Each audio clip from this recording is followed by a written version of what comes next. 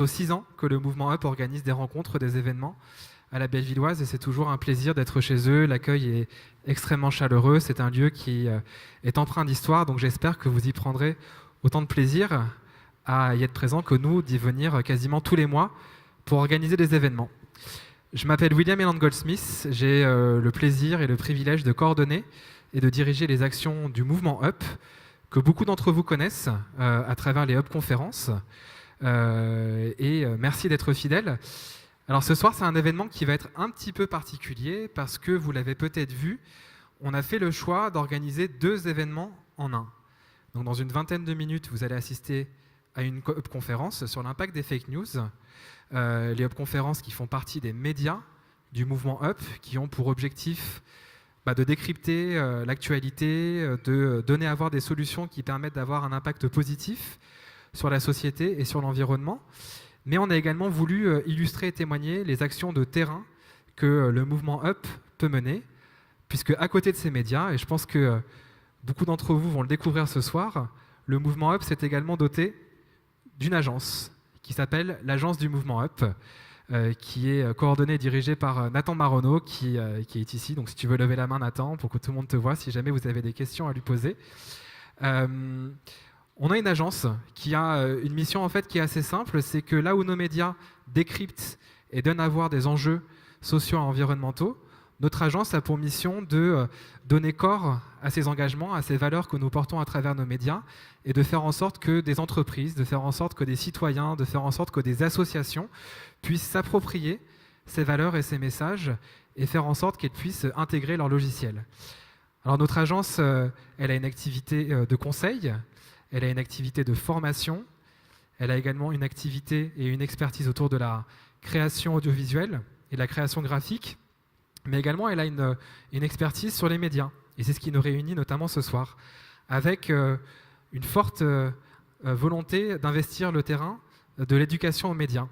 C'est hyper important pour nous. Je pense que vous êtes tous très conscients, on le voit tous les jours dans l'actualité, pourquoi est-ce que l'éducation aux médias est un enjeu clé de nos démocraties.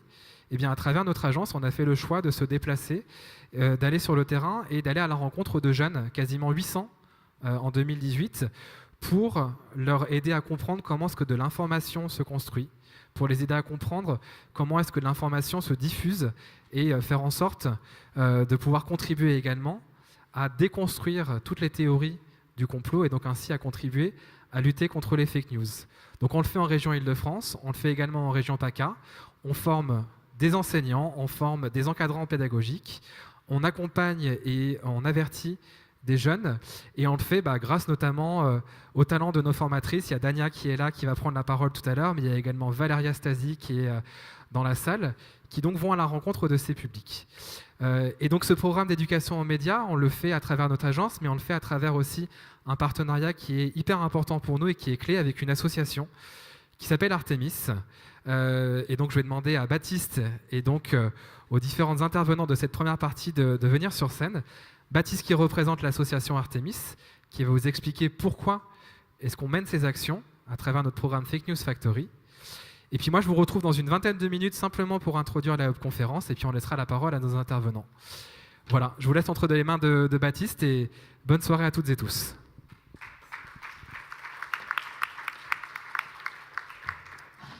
Bonsoir à tous, merci William, merci aux équipes, à toutes les équipes du mouvement UP de nous laisser la chance de présenter notre projet qui nous tient énormément à cœur.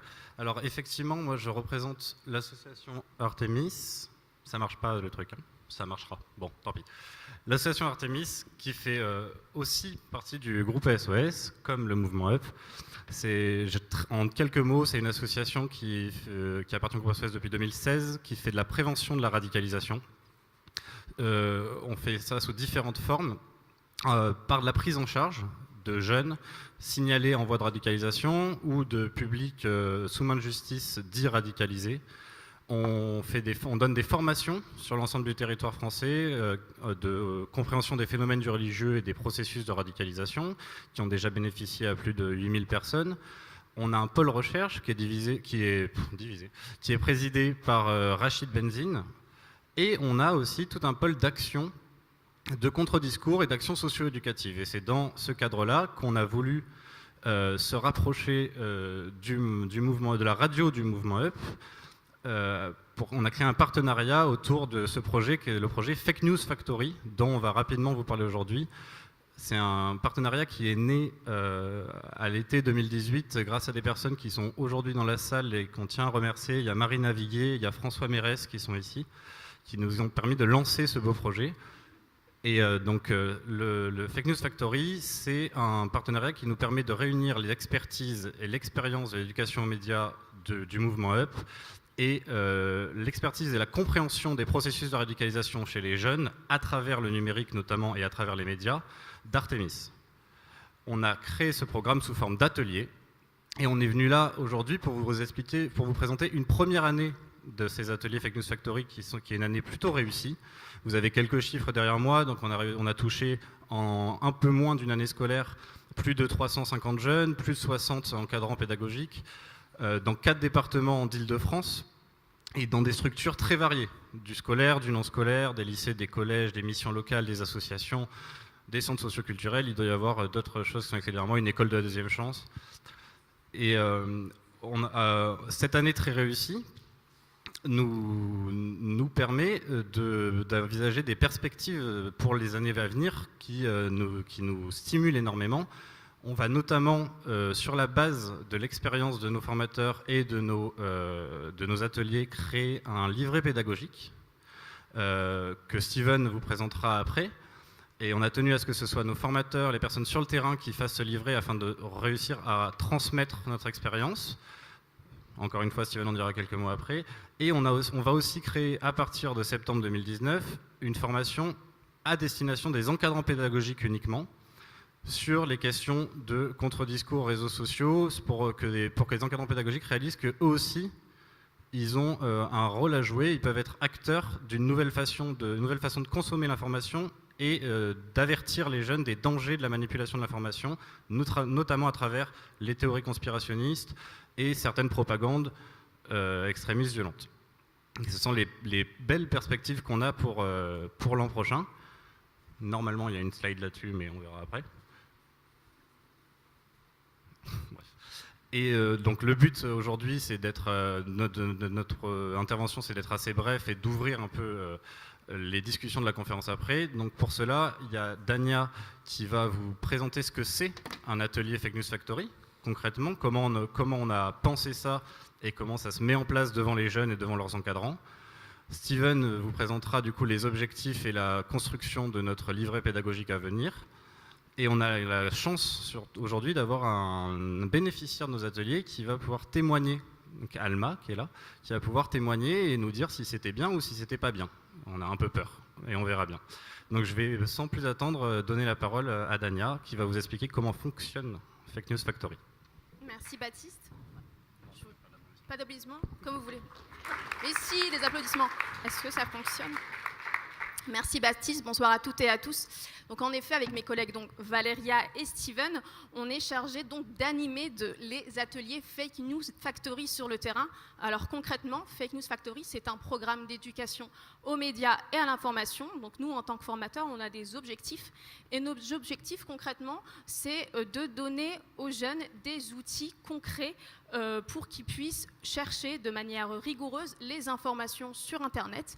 Ensuite, un autre objectif, c'est aussi de développer l'esprit critique de ces jeunes face à la prolifération de fausses informations, de discours complotistes et conspirationnistes.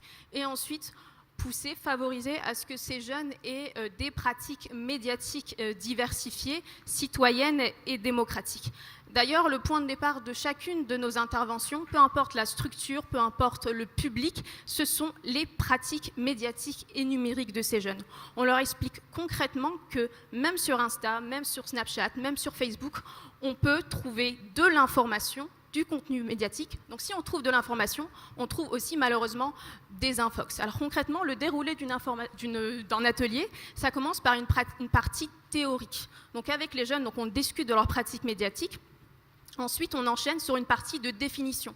Parce qu'en fait, on s'est rendu compte rapidement que à ces jeunes, on leur avait jamais expliqué qu'est-ce qu'est une information, qu'est-ce qu'un média, comment fonctionne un média, comment on va chercher correctement une information, en quoi consiste le travail d'un journaliste, comment on finance un média, qu'est-ce que la liberté d'expression, ses limites. Donc à nous de définir avec ces jeunes, avec les éléments qu'ils ont déjà, toutes ces choses-là. Quand on a fait ce travail de définition, on enchaîne ensuite sur ces notions problématiques qui nous réunissent ce soir de fake news et de théorie du complot conspirationniste. Donc on leur explique qu'est-ce qu'une théorie du complot, c'est Steven, mon collègue, qui le fait très bien. On part encore à chaque fois de leurs propres expériences d'infonautes. Ils ont tous déjà vu, entendu parler d'une théorie du complot. Donc on essaie de discuter avec eux de ce que c'est, pourquoi ça existe, d'où ça vient, etc., etc.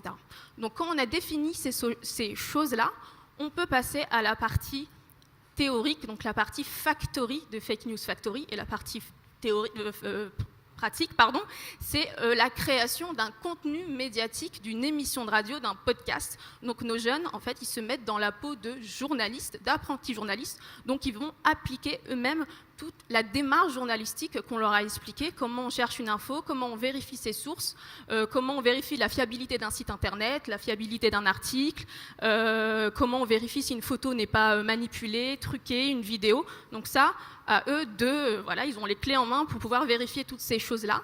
Et quand ils ont fait ce travail de vérification, d'investigation, de fact-checking, ils rédigent cette émission. Il y a le travail de rédaction. On accompagne les jeunes dans ce travail de rédaction. Et donc, la finalité d'une Fake News Factory, c'est la production d'un podcast. Un podcast mis en ligne, c'est aussi une manière de valoriser le travail de nos jeunes. Donc un podcast où une ou parfois des théories du complot sont déconstruites grâce à l'utilisation de la démarche journalistique. Donc grosso modo, c'est le déroulé de nos ateliers. Un autre objectif de Fake News Factory, c'est que les encadrants, les travailleurs sociaux, les professeurs avec lesquels on travaille puissent devenir autonomes sur l'éducation aux médias. Donc on leur fournit des outils pour pouvoir animer eux-mêmes des ateliers d'éducation aux médias et à l'information. Et ça, c'est mon collègue Steven qui va vous expliquer comment on fait ça.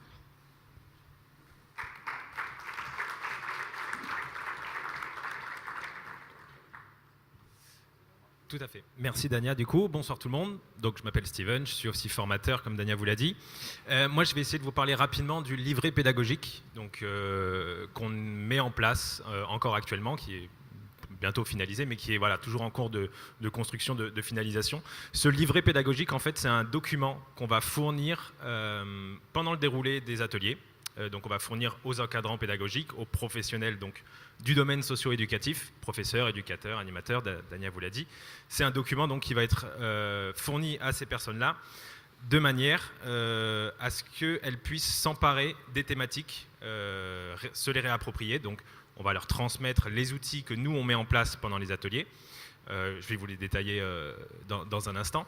On va leur transmettre ces outils pratiques et théoriques pour qu'ils puissent se les réapproprier et avoir une plus grande expertise, approfondir un petit peu ces thèmes-là pour derrière, pourquoi pas, les réemployer dans une activité interne à la structure, une activité qui sera du coup liée à ces thématiques, donc de médias, de théorie du complot, de fake news, d'infox. Donc c'est un livret pédagogique qui se construit sur la base aussi de nos retours d'expérience qu'on a avec les jeunes. On essaye vraiment de garder cette implication de terrain, de concret, ce qui nous permet, nous, derrière, de nourrir un contenu pédagogique plus performant, plus adapté aussi à ce type de public. Donc le sommaire qui est là, le sommaire qui est là, c'est un petit peu scolaire, je suis désolé, ne vous affolez pas, c'est pour que vous ayez une idée assez visuelle de ce contenu. Vous reconnaissez peut-être d'ailleurs la structure, puisque c'est la même qu'on utilise dans nos ateliers, donc avec une partie média, une partie théorie du complot et une partie pratique. Concrètement, pour essayer d'être assez rapide, sur la partie média, on va aborder les notions, on va approfondir les notions qu'on utilise dans les ateliers, c'est-à-dire la définition des médias, du travail de journaliste, la vérification d'informations, la démarche journalistique, le monde des médias en général, l'univers médiatique français, avec un approfondissement et aussi un élément qui est intéressant pour les encadrants, c'est un élément de réponse à certaines questions que les participants nous posent souvent. Concrètement, par exemple, ça va être Ça arrive qu'on ait des jeunes qui prennent la parole et qui nous demandent « Mais monsieur, les médias parfois racontent des choses fausses » ou parfois les médias ne parlent pas de tel ou tel événement qui se déroule en Afrique ou au Moyen-Orient. Voilà. Donc on essaye de donner à ces encadrants pédagogiques, à ces professionnels du secteur socio-éducatif, des éléments de réponse voilà, pour approfondir un petit peu ces questions avec leur public. Pour la partie 2, c'est la même chose, sur les thématiques cette fois de manipulation d'informations, de théorie du complot, de conspirationnisme. Donc on va essayer de définir ce que c'est le conspirationnisme, on va donner voilà, les notions de croyance, de défiance, des choses très concrètes, un peu plus approfondies de manière à ce qu'ils maîtrisent ces sujets. On aborde aussi les questions de discours de haine qui sont liées, et avec aussi toujours cet aspect élément de réponse à certaines questions qu'on entend lors des ateliers, c'est-à-dire existe-t-il par exemple de vrais complots ou comment est-ce qu'on fait pour distinguer finalement le vrai du faux sur Internet ou même dans la vie de tous les jours. Donc voilà, c'est des choses qu'on peut se permettre d'approfondir dans un livret pédagogique qui seront forcément utiles. Alors c'est utile à tout le monde, mais particulièrement aux encadrants, aux professionnels du secteur socio-éducatif. Pourquoi d'ailleurs? Parce que ce sont des gens qui vont être confrontés quotidiennement à des jeunes, à la jeunesse en général, et c'est ce public-là qui a potentiellement le plus besoin d'être formé, d'être éduqué un petit peu sur ces thématiques-là, d'être protégé aussi. Donc voilà pour la partie 2. Et la partie 3, en fait, c'est la partie pratique qu'on va essayer toujours d'amener en lien avec les parties théoriques. C'est-à-dire, pour expliquer ça simplement, il y a un système de renvoi dans chaque partie qui renvoie donc à la partie 3. Et la partie 3 est constituée essentiellement d'exercices pratiques que n'importe qui peut mettre qu'on peut mettre en place, puisque les exercices sont assez bien détaillés, j'espère, qui sont assez bien détaillés. Vous avez par exemple, on peut peut-être passer... voilà. Bon, alors, vous voyez rien, c'est normal. Mais en gros, l'aspect pratique, voilà, c'est un exercice qu'on propose et vous avez donc détaillé le temps que vous pouvez passer avec les participants sur cet exercice, le matériel dont vous aurez besoin et des exemples concrets. Là, par exemple, c'est un exercice qui concerne un quiz, qui est très pratique pour aborder des tas de notions avec des jeunes. Ça les met voilà, dans un aspect, ça les met dans une ambiance de coopération, dans une ambiance un petit peu compétitive aussi, puisque c'est par équipe. Donc voilà, on donne vraiment des clés, des ficelles pour essayer d'aborder ces notions le mieux possible et de manière à ce que ce soit le plus percutant, le plus pertinent pour les jeunes, pour les participants. Voilà, donc vraiment un lien entre l'aspect théorique et l'aspect pratique toujours assez fort, on essaye d'insister là-dessus pour pas que ça soit voilà, un livre sur les théories du complot ou un livre sur les fake news. Il y a d'autres personnes qui font ça très bien. Nous, voilà, on avait besoin de garder quelque chose de concret, quelque chose de pratique. Voilà, donc j'espère qu'on a réussi à le faire, en tout cas on y a mis du cœur. Petite précision, c'est que ce livret pédagogique sera aussi évolutif, c'est-à-dire qu'on va le réactualiser chaque année en fonction toujours des retours qu'on a, des expériences qu'on a sur le terrain, des questions qui peuvent arriver, des sujets d'actualité qui peuvent être traités. On prend par exemple dans le livret pédagogique des exemples sur la théorie du grand remplacement, qui du coup a eu un lien avec l'actualité récemment. On prend voilà, des exemples sur la franc-maçonnerie, qui est un complot qui revient souvent.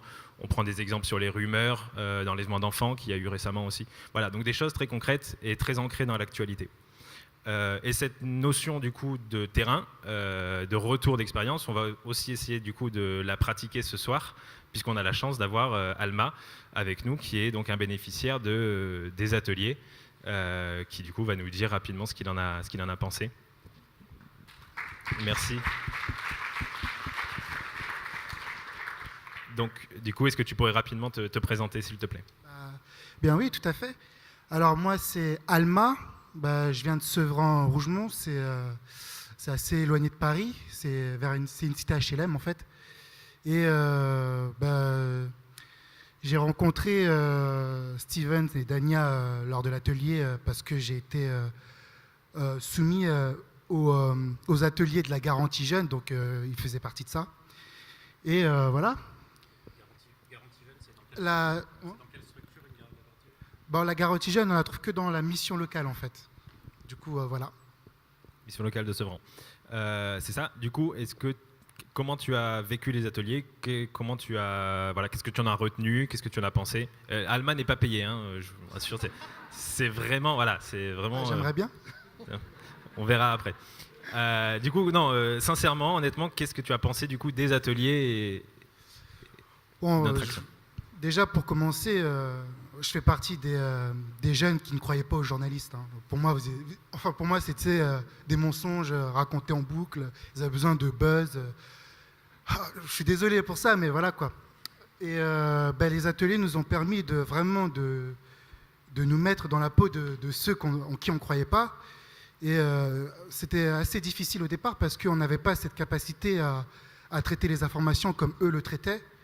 Et ils nous ont montré les méthodes pour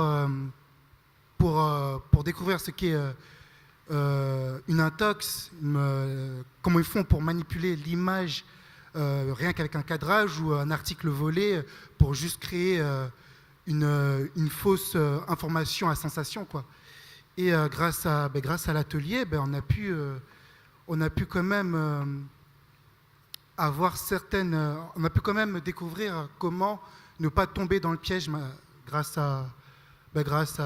au travail et aux exercices qui nous ont permis de faire, quoi.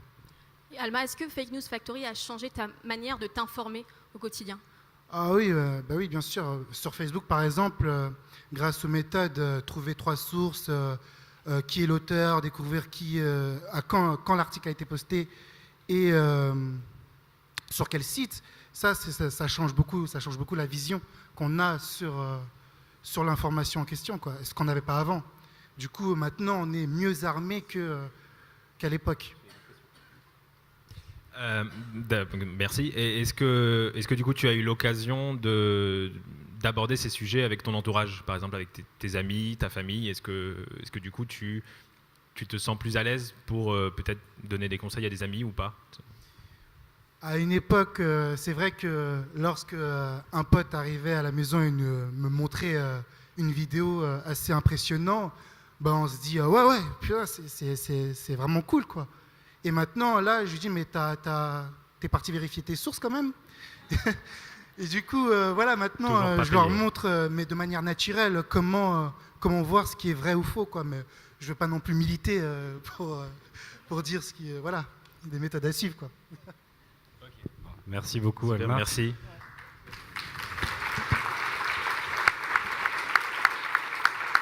J'arrive pas du tout, ce truc, ça m'énerve. C'est fou, quoi. Et en plus, j'ai vraiment besoin de la slide, pour le coup. Ah, trop loin. Là, merci. Donc oui, on va finir là-dessus. Merci beaucoup de nous avoir écoutés. Ça a été aussi stressant pour nous que long pour vous, mais on est très content de l'avoir fait. On va encore une fois remercier du coup le mouvement Up et pas que pour ce soir, aussi pour nous faire confiance parce que nous on passe nos journées ensemble et c'est un projet qui nous tient vraiment à cœur et on a vraiment envie de le développer et il nous faut confiance pour le faire. Et on tient aussi du coup à remercier les partenaires qui nous ont permis de monter ce projet et de le mettre en place, donc notamment le Fonds du 11 janvier, la DILCRA, et des territoires comme la préfecture de Seine-Saint-Denis, la préfecture du Val-de-Marne, et des villes, la ville de Sarcelles, la ville de Rosny, qui nous ont permis cette année du coup de commencer, on l'espère, pour très longtemps, le projet Fake News Factory, et puis on espère que vous réentendrez parler de nous, et on vous enverra, on a toutes vos adresses mail, vous recevrez le livret. Non. On fera quelque chose comme ça, en tout cas on essaiera de vous tenir au courant. Et je vais redonner la parole à William du coup.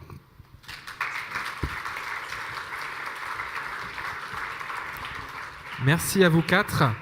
Donc voilà, l'idée c'était de vous donner un aperçu de ce que concrètement le mouvement Up est amené à faire, et donc là en l'espèce en partenariat avec Artemis. Je vais vraiment être très très bref pour qu'on puisse continuer la soirée. Là on va passer à la Up Conférence. Alors certains d'entre vous nous connaissent déjà. Les Up Conférences font partie des médias du mouvement Up, aux côtés de notre radio, aux côtés de notre magazine Up le Mag, aux côtés de notre Pure Player Respect. Et notre mission Up Conférence est de donner la parole à celles et ceux qui incarnent des solutions d'avenir pour faire avancer le monde dans la bonne direction et qui adressent des enjeux de société, des enjeux de démocratie, des enjeux environnementaux. Et on organise ces Up Conférences depuis bientôt 5 ans, avec passion, avec beaucoup d'enthousiasme. Et ce soir, c'est la 151e ou 152e Up Conférence que nous organisons. Ces webconférences, elles sont gratuites pour le public.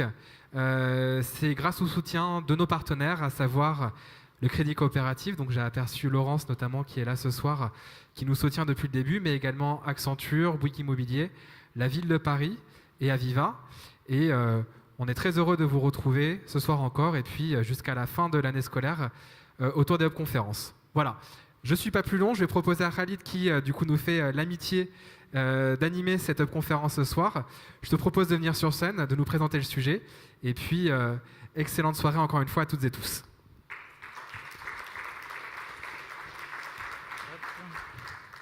Bonsoir à toutes et à tous. Merci William, merci Elodie, Charlotte. J'en profite aussi pour remercier les personnes de la régie et du son, Alexis et Jason, parce que c'est aussi grâce à la technique aujourd'hui qu'on peut parler et être entendu. Donc aujourd'hui, l'objet de cette conférence, c'est de parler des fake news. Donc on a quand même des experts à qui je vais demander de venir, de me rejoindre ici, sur la scène. Donc on a 3 experts aujourd'hui qui sont quand même de très très grande qualité avec des expertises différentes. Vous pourrez le voir au moment des questions. Donc cette conférence va se dérouler en 2 étapes. On va d'abord essayer de présenter le sujet, essayer de discuter cette notion de fake news, de voir un petit peu quelles sont les caractéristiques de cette question-là. Pourquoi éventuellement ça peut poser question, notamment dans notre relation en tant que citoyen à la démocratie. On a besoin d'être informés pour être des citoyens éclairés. Et dans un deuxième temps, on va s'attacher éventuellement à essayer de proposer des solutions. Voilà. Et dans un troisième temps, les questions seront ouvertes au public. Donc je vous invite le micro va circuler et on va essayer de voir si on peut essayer de développer une interaction avec la salle. Des remarques, des retours. Donc, pour parler de ce sujet, donc ce soir, on a l'honneur d'accueillir une experte que je connais bien puisqu'elle travaille beaucoup avec nous, avec l'UNESCO, hein, Divina Fromeis, donc qui est normalienne, agrégée, professeure à l'université Sorbonne Nouvelle, qui est l'auteur de plusieurs ouvrages, qui a travaillé également avec le CLEMI, qu'on décrit parfois à tort comme le Centre pour l'éducation aux médias et à l'information, mais qui est en réalité le centre de liaison de l'enseignement et des médias d'information. Donc du coup, voilà, je vous remercie d'être ici. Et Divina, donc, qui a un livre, je crois, qui va bientôt paraître, qui s'appelle « Faut-il avoir peur des fake news ?» Vous êtes également experte sur les questions d'intelligence artificielle. Enfin bon, vraiment, je vous invite par ailleurs à venir lui poser des questions parce que c'est particulièrement intéressant à la suite de la conférence. Dominique Cardon, donc vous êtes sociologue et directeur du Media Lab de Sciences Po. Vous êtes intéressé à de nombreuses questions au cours de vos recherches, notamment sur la question des algorithmes, mais avec une approche sociologique. Hein, n'hésitez pas par ailleurs à préciser, à approfondir ce que je dis par la suite ou à démentir si j'ai dit des bêtises. Et Vincent Caucase, vous êtes journaliste au service Check News de Libération et vous êtes également formateur au CLEMI. Vous avez été formateur au CLEMI et à ce titre, donc, vous encouragez principalement à développer une réflexion critique sur la question de l'information en général et vous contribuez à faire en sorte que les citoyens soient des citoyens éclairés à travers la critique de l'information qui est diffusée et en particulier celle qui est diffusée par les médias et sur Internet. Donc j'ai envie de vous poser une première question à chaud parce que là, c'est vrai que quand on parle de fake news, on a parfois l'impression qu'on est dans une logique assez binaire où en fait l'information elle est soit fausse, soit vraie. Je ne sais pas, qu'est-ce que vous en pensez ? Est-ce qu'on peut dire comme ça, trancher ? Qu'est-ce qui fait qu'une information peut être considérée comme une fake news ? Est-ce que c'est sa source ? Est-ce que c'est on va la confronter à une forme d'expérimentation pour savoir si c'est vrai ou si c'est faux ? Est-ce que c'est aux législateurs, aux politiques, de venir dire cette information est avérée et celle-ci non ? Est-ce que c'est le travail des experts ? Est-ce que c'est le travail des journalistes ? Comment on peut, dans un débat démocratique, dire cette information est fausse ? Qu'est-ce qu'une fake news ? Divina ? Pourquoi ? Je savais que vous alliez m'envoyer la patate chaude. Bon, allez. Alors, si j'étais la conseillère de Donald Trump, je vous dirais c'est un fait alternatif. Ah, un fait alternatif. Vous voyez ? Par exemple, je pourrais dire ici, vous avez fait, hein, bravo, le mouvement Up, là, vous avez fait salle pleine. Vous voyez ? Mais je pourrais prendre la même photo en coupant ce bout-là, et je suis votre ennemi parce que je veux descendre votre mouvement, hein, j'ai de la malveillance. J'ai dit, c'est un bide. Alors, le fake, c'est de prendre quelque chose de vrai. C'est pour ça que ce n'est pas du faux et qu'on a besoin du mot fake, importé. Hein. Donc, on prend quelque chose qui a une base vraie et on le tourne de telle manière qu'il soit dans un contexte dénaturé, hein, et malveillant. Et voilà, donc c'est pour commencer le débat. Donc, vous faites partie en ce moment d'un débat fake. Donc, Dominique Cardon, donc, il y a vraiment une question sur les gars, quand même. Il faut qu'il y ait une intention, alors, malveillante. Je la reprends. Donc moi, j'ai décidé que je n'appellerais pas ça fake pour ne pas faire plaisir à Trump, qui évidemment s'en sert tout le temps, et j'ai pondu un nouveau mot. C'est normal, je suis normalienne. Donc, je parle de malinformation, parce que j'anticipe le futur. Malinformation. Et parce que c'est mes mots techniques. Alors, dans malinformation, il y a 3 mots. M-A-U-X. Hein. La malveillance humaine, la mauvaise pratique industrielle, ça se fabrique, il y a des moyens à mettre là-dedans, ça ne s'improvise pas, hein, et le maliciel, c'est-à-dire toute une partie robotisée là derrière, hein, qui vient appuyer et qui va prendre de plus en plus de place. Donc pour se laisser la marge de faire arriver les robots et tout ça, hein, je parle de malinformation parce qu'on n'est qu'au début d'un phénomène beaucoup plus long. Voilà, donc malinformation plutôt que fake news. Merci beaucoup. Dominique Cardon, du coup, du point de vue sociologique... Oui, alors, mais je suis moins équipé là que Divina, qui a très bien répondu. Tiens, bon, le problème du mot fake news, c'est que bon, d'abord, il ne faut pas l'employer pour les raisons que tu as dites. Alors, on a un Fox, nous, maintenant, mais en même temps, il pose très mal le problème. Hein, voilà. Il n'y a rien de nouveau au fait que les informations sont imprécises, fausses, contextualisées, partielles, etc. dans les médias. Enfin, toute l'histoire des médias est faite d'une incertitude sur la vérité. Et d'une certaine manière, ce que ramène le débat sur les fake news, qui est assez étrange, hein, c'est un retour de la question d'une sorte d'exactitude factuelle inspirée du positivisme des sciences exactes sur la vérité factuelle. Ça n'a jamais, en réalité, appartenu de façon aussi tranchée et forte à la déontologie ou à la pratique journalistique, où on sait qu'on interprète, on sait que les cadrages, que les éléments d'appréciation peuvent être très différents. Alors, c'est assez surprenant de voir le débat se concentrer sur la factualité, hein, de l'information. Aujourd'hui, alors que bon, on sait, les États-Unis ont fait la guerre contre l'Irak avec une information fausse, hein, sur la présence d'armes chimiques. Bon, donc c'est pas nouveau que dans le débat public, il y a des informations fausses qui servent des projets politiques, des discours politiques, des interprétations, enfin, des éléments là. Et là, on a une sorte de raidissement sur la factualité qui est fascinante et qui est le côté un peu postmoderne, on pourrait dire, du débat sur les fake news. Moi, je rappelle toujours, je suis fasciné par ça. Donald Trump, quand il fait visiter son appartement, il montre aux visiteurs un Renoir et il dit c'est un vrai Renoir. J'ai oublié le titre du tableau. Et puis, le propriétaire du musée américain qui a le même tableau de Renoir dit non, le vrai Renoir, il est là. Chez Trump, c'est une copie. Bon, tout le monde imagine bien que le vrai Renoir, factuellement, est au musée en question. Ça n'empêche pas Donald Trump de penser et de continuer à dire qu'il a le vrai Renoir. Donc, c'est là que les faits alternatifs arrivent. C'est presque quantique. C'est-à-dire que le même objet peut être à 2 endroits ou être évalué différemment. Et donc, il y a quelque chose sur la factualité qui est devenu un enjeu de manipulation spécifique, même si, mais je suis trop bavard, la vraie définition des fake news, c'est, enfin, pour arriver à la reconstruire sociologiquement, il faut remonter sur des hypothèses sur les intentions, ce qui n'est pas beaucoup plus simple que la vérité, le vrai et le faux, mais ce qui est quand même meilleur pour comprendre les logiques sociales qui poussent les fake news. Vincent Caucase.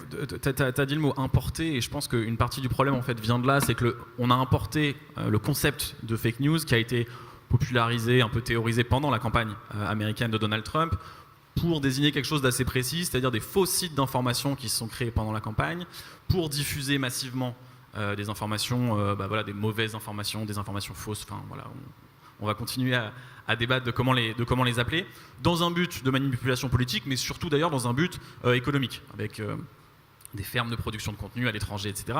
Sauf que ensuite, en France, on s'est amusé à parler de fake news à tort et à travers, alors qu'on n'a pas du tout eu ce phénomène en France, notamment pendant la campagne présidentielle. Moi, je travaillais au service de Libération qui s'appelait Désintox à l'époque, qui maintenant s'appelle Check News, où on s'intéressait justement à la circulation d'informations, à la parole politique, etc.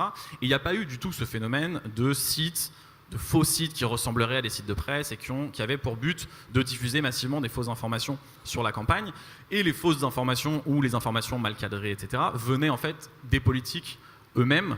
Et ensuite, le terme de fake news est devenu presque un argument en soi. C'est-à-dire qu'on qualifie de fake news les arguments avec lesquels on n'est pas d'accord. Et là, on se déplace sur le terrain de l'opinion, alors qu'effectivement, au départ, c'était plutôt un débat sur la factualité. Sur l'intention aussi, c'est intéressant parce que typiquement, nous, sur des rubriques de fact-checking, donc notre but c'est de vérifier l'information, on va assez peu sur le terrain de l'intentionnalité parce que c'est très compliqué. Entre un mensonge et une erreur factuelle, c'est quasiment impossible à nous pour le trancher, à part être dans la tête des gens. L'exemple le plus récent, et c'est la dernière fois je crois que Libé a mis les mots fake news en une du journal, c'est l'histoire de l'attaque, la prétendue attaque de l'hôpital de la Pitié-Salpêtrière, où un ministre de l'Intérieur a utilisé le mot d'attaque d'un hôpital, attaque qui n'est jamais arrivée. Aujourd'hui on sait factuellement, personne n'a attaqué personne. Et là typiquement, savoir s'il a eu des mauvaises informations, s'il a voulu intentionnellement manipuler, etc. Là déjà, c'est assez compliqué pour nous en tant que journalistes à déterminer. En revanche, reconstituer ce qui s'est passé ce jour-là, avoir un certain nombre de témoignages, etc., ça on sait le faire. Merci beaucoup. Alors là, j'ai vraiment l'impression, alors je ne veux pas être pessimiste, hein, on est quand même aussi là pour sourire ce soir, mais vraiment, on peut presque dire qu'on peut plus se fier à personne, finalement. C'est très difficile, parce que là, on parle Donald Trump, donc, qui est quand même président de la première puissance mondiale, on parle du ministre de l'Intérieur, etc. Et comme je le disais au départ, c'est vrai qu'on a envie de se dire que dans la notion de fake news, il y a quelque chose de très binaire quand même, où on peut se dire, mais là c'est faux et là c'est vrai, mais là, ça devient quand même assez compliqué. Alors, dans cet écosystème, j'ai envie de dire, comment les utilisateurs peuvent s'y retrouver? Qu'est-ce qui pourrait être fait par les utilisateurs eux-mêmes? Après, on pourra évoquer d'autres solutions, on va dire, à une plus large échelle, mais les utilisateurs qui se retrouvent face à ce type de news, on va dire, comment ils devraient apprécier la question en tant que citoyens? La patate chaude. Alors, d'abord, les utilisateurs sont partiellement coupables, si on doit chercher de la culpabilité dans cette affaire. Parce qu'un des éléments nouveaux du phénomène de la malinformation, c'est que il n'y a pas les producteurs habituels, ceux qui ont un gain, un intérêt en général à propager de la fausse information, ils ne sont pas les interlocuteurs classiques. Traditionnellement, on dit c'est les politiques, il y a des gains politiques à gagner, etc. Donc c'est eux qui ont intérêt. Et là, pour eux, la nouveauté, c'est qu'ils font de la propagande en temps de paix. Donc ça, c'est toujours un peu surprenant, parce qu'en général, quand on fait de la propagande, c'est en temps de guerre. On parlait de la guerre du Golfe. Là, la grande surprise, ça a été celle-là. Alors, et la surprise, là, elle ne vient pas des États-Unis, mais elle vient de la Russie. C'est-à-dire ce qu'on appelle les menaces hybrides, des espèces de fausses informations destinées à déstabiliser nos institutions, notamment nos médias, mais pas seulement. L'école, la religion, des sujets clivants systématiquement, qui viennent donc nous remettre en cause dans nos valeurs, dans nos nostalgies, etc. Et qu'on utilise en ce moment donc pour faire de l'ingérence artificielle en quelque sorte. Voilà, ça c'est les acteurs traditionnels. Les nouveaux acteurs, c'est les médias eux-mêmes. Alors les anciens, on savait qu'ils en faisaient, parfois par erreur, sans mauvaise intention, parfois parce qu'ils appartiennent à un parti et que donc ils répondent à la voix de leur maître. Voilà. Et là, en ce moment, le mécanisme un peu vicieux qui se passe, c'est que les médias de masse et les médias sociaux de masse s'alimentent les uns les autres. Une fake news qui est commencée sur un site web va être reprise éventuellement par un site de télé qui va ensuite être viralisé sur Twitter. Enfin voilà. Hein. Donc c'est un peu cette boucle infernale que le citoyen va devoir démêler parce que c'est une sacrée pelote. Hein. Et puis il y a un troisième type d'acteurs, à part les médias eux-mêmes, qui sont les utilisateurs, les citoyens eux-mêmes. Et alors là, leurs motivations, elles sont beaucoup plus bizarres. Loufoque ou intentionné, hein, parce qu'on a des gens qui vont créer des fake news ou, ce qui n'est pas tout à fait la même chose, mais qui en fait partie, hein, qui vont contribuer à les amplifier, à les retweeter, à les reposter, hein, à les viraliser. Hein. Là, on a des gens qui vont faire ça pour le fun, c'est marrant, qui vont le faire parce qu'ils gagnent de la présence en ligne, hein, de la réputation. Et puis, il y en a qui gagnent de l'influence. Hein, donc, entre l'influence, le divertissement, etc., il y a toute cette gamme qui arrive. Et, cerise sur le gâteau, si on sait s'y prendre à l'américaine, ce qu'on ne sait pas encore faire en France, hein, il faut vraiment qu'on vous forme à faire de la fake news. Hein, il faut en faire un business. J'espère que vous allez sortir d'ici ce soir, hein, en vous disant, mais il faut en faire un business. Il ne faut pas du tout leur apprendre à déchiffrer les fake news. Vous avez tout faux, là, hein, Artemis. Hein. Il faut qu'ils gagnent du fric, ces gamins. Hein. Donc, si vous êtes un Américain entrepreneur, hein, et que vous savez que vous pouvez monétiser votre fake news, hein, sur Twitter, sur YouTube, sur Facebook avec de la publicité, et vous faire jusqu'à 5 000 € par mois, ben vous vous dites, ça vaut le coup. Et ça m'est complètement égal si je tweete ou si je retweete pour soutenir quelqu'un en qui je ne crois pas, tant que moi, ça me fait amener des vues, parce que c'est scandaleux, parce que c'est sensationnel, et que du coup, ça va me faire tomber des petits grains de pub. En gros, hein, faut bosser quand même, hein, c'est un vrai boulot. Pour 1000 vues, vous allez être payé 80 centimes. Donc il y a de la marge pour faire 5 000 € par mois, je vous laisse calculer. Hein. Mais donc c'est un boulot à plein temps. Voilà, donc ça fait partie des citoyens, des acteurs avec des motivations à eux. Alors on va dire que c'est des motivations soft, mais c'est des motivations soft qui peuvent faire très mal en démocratie. Voilà, donc déjà se rendre compte que nous-mêmes, consciemment ou inconsciemment, hein, on peut contribuer à de la fake, et que là aussi, il faut donc qu'on fasse attention aux conséquences, hein, à la façon dont on voit les autres. Hein. C'est vrai que ça déclenche du discours de haine. Hein. Je suis d'accord que l'intérêt sur les fake news, ça vient aussi, moi en tout cas, mon intérêt est issu de mes travaux sur la radicalisation, hein, et la montée du discours de haine, hein, parce que ça bascule très vite au discours de haine, la fake news, hein, si on ne fait pas attention. Hein. Voilà, donc ça c'est un début de réponse, parce que je n'ai pas à faire le boulot pour mes camarades. Hein. Alors, peut-être, je vais présenter rapidement un certain nombre de conclusions des études qu'on a sur les fake news, États-Unis, France, hein, dans le dispositif. Bon, le constat, moi, que je fais comme observateur des mondes numériques, on pourrait dire, c'est qu'il y a quand même une grosse panique sur cette affaire, hein, où on est en train, mais je vais laisser ça de côté, d'imaginer que ça a des effets sur les gens. On n'est pas du tout sûr, en fait, de ça. Mais j'oublie cet aspect-là. Ce qui est apparu de façon centrale, c'est qu'on a des nouveaux producteurs multiples, des robots, des Russes, des gamins moldaves. Ils sont moldaves, les gamins qui cherchent les sous, là.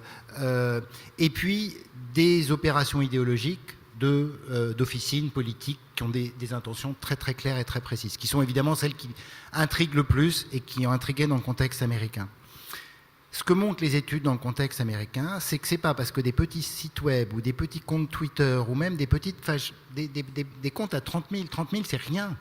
Il faut toujours rappeler que dans l'espace du web, avoir 30 000 utilisateurs, Alain Soral a 30 000. Voilà. Sur Twitter, il peut diffuser ce qu'il veut, mais ça prêche des convaincus qu'il y a une niche, hein, ça c'est sûr. Donc ce qui s'est passé aux États-Unis, ce qui a été magnifiquement montré par les travaux faits par une équipe de Harvard de Yoshai Benkler, c'est que les gens qui produisent de la mauvaise qualité idéologique dans les caves du web, quand des gens qui ont une très forte autorité et une très forte popularité les relaient, on fabrique une boucle de désinformation qui fabrique un monde alternatif.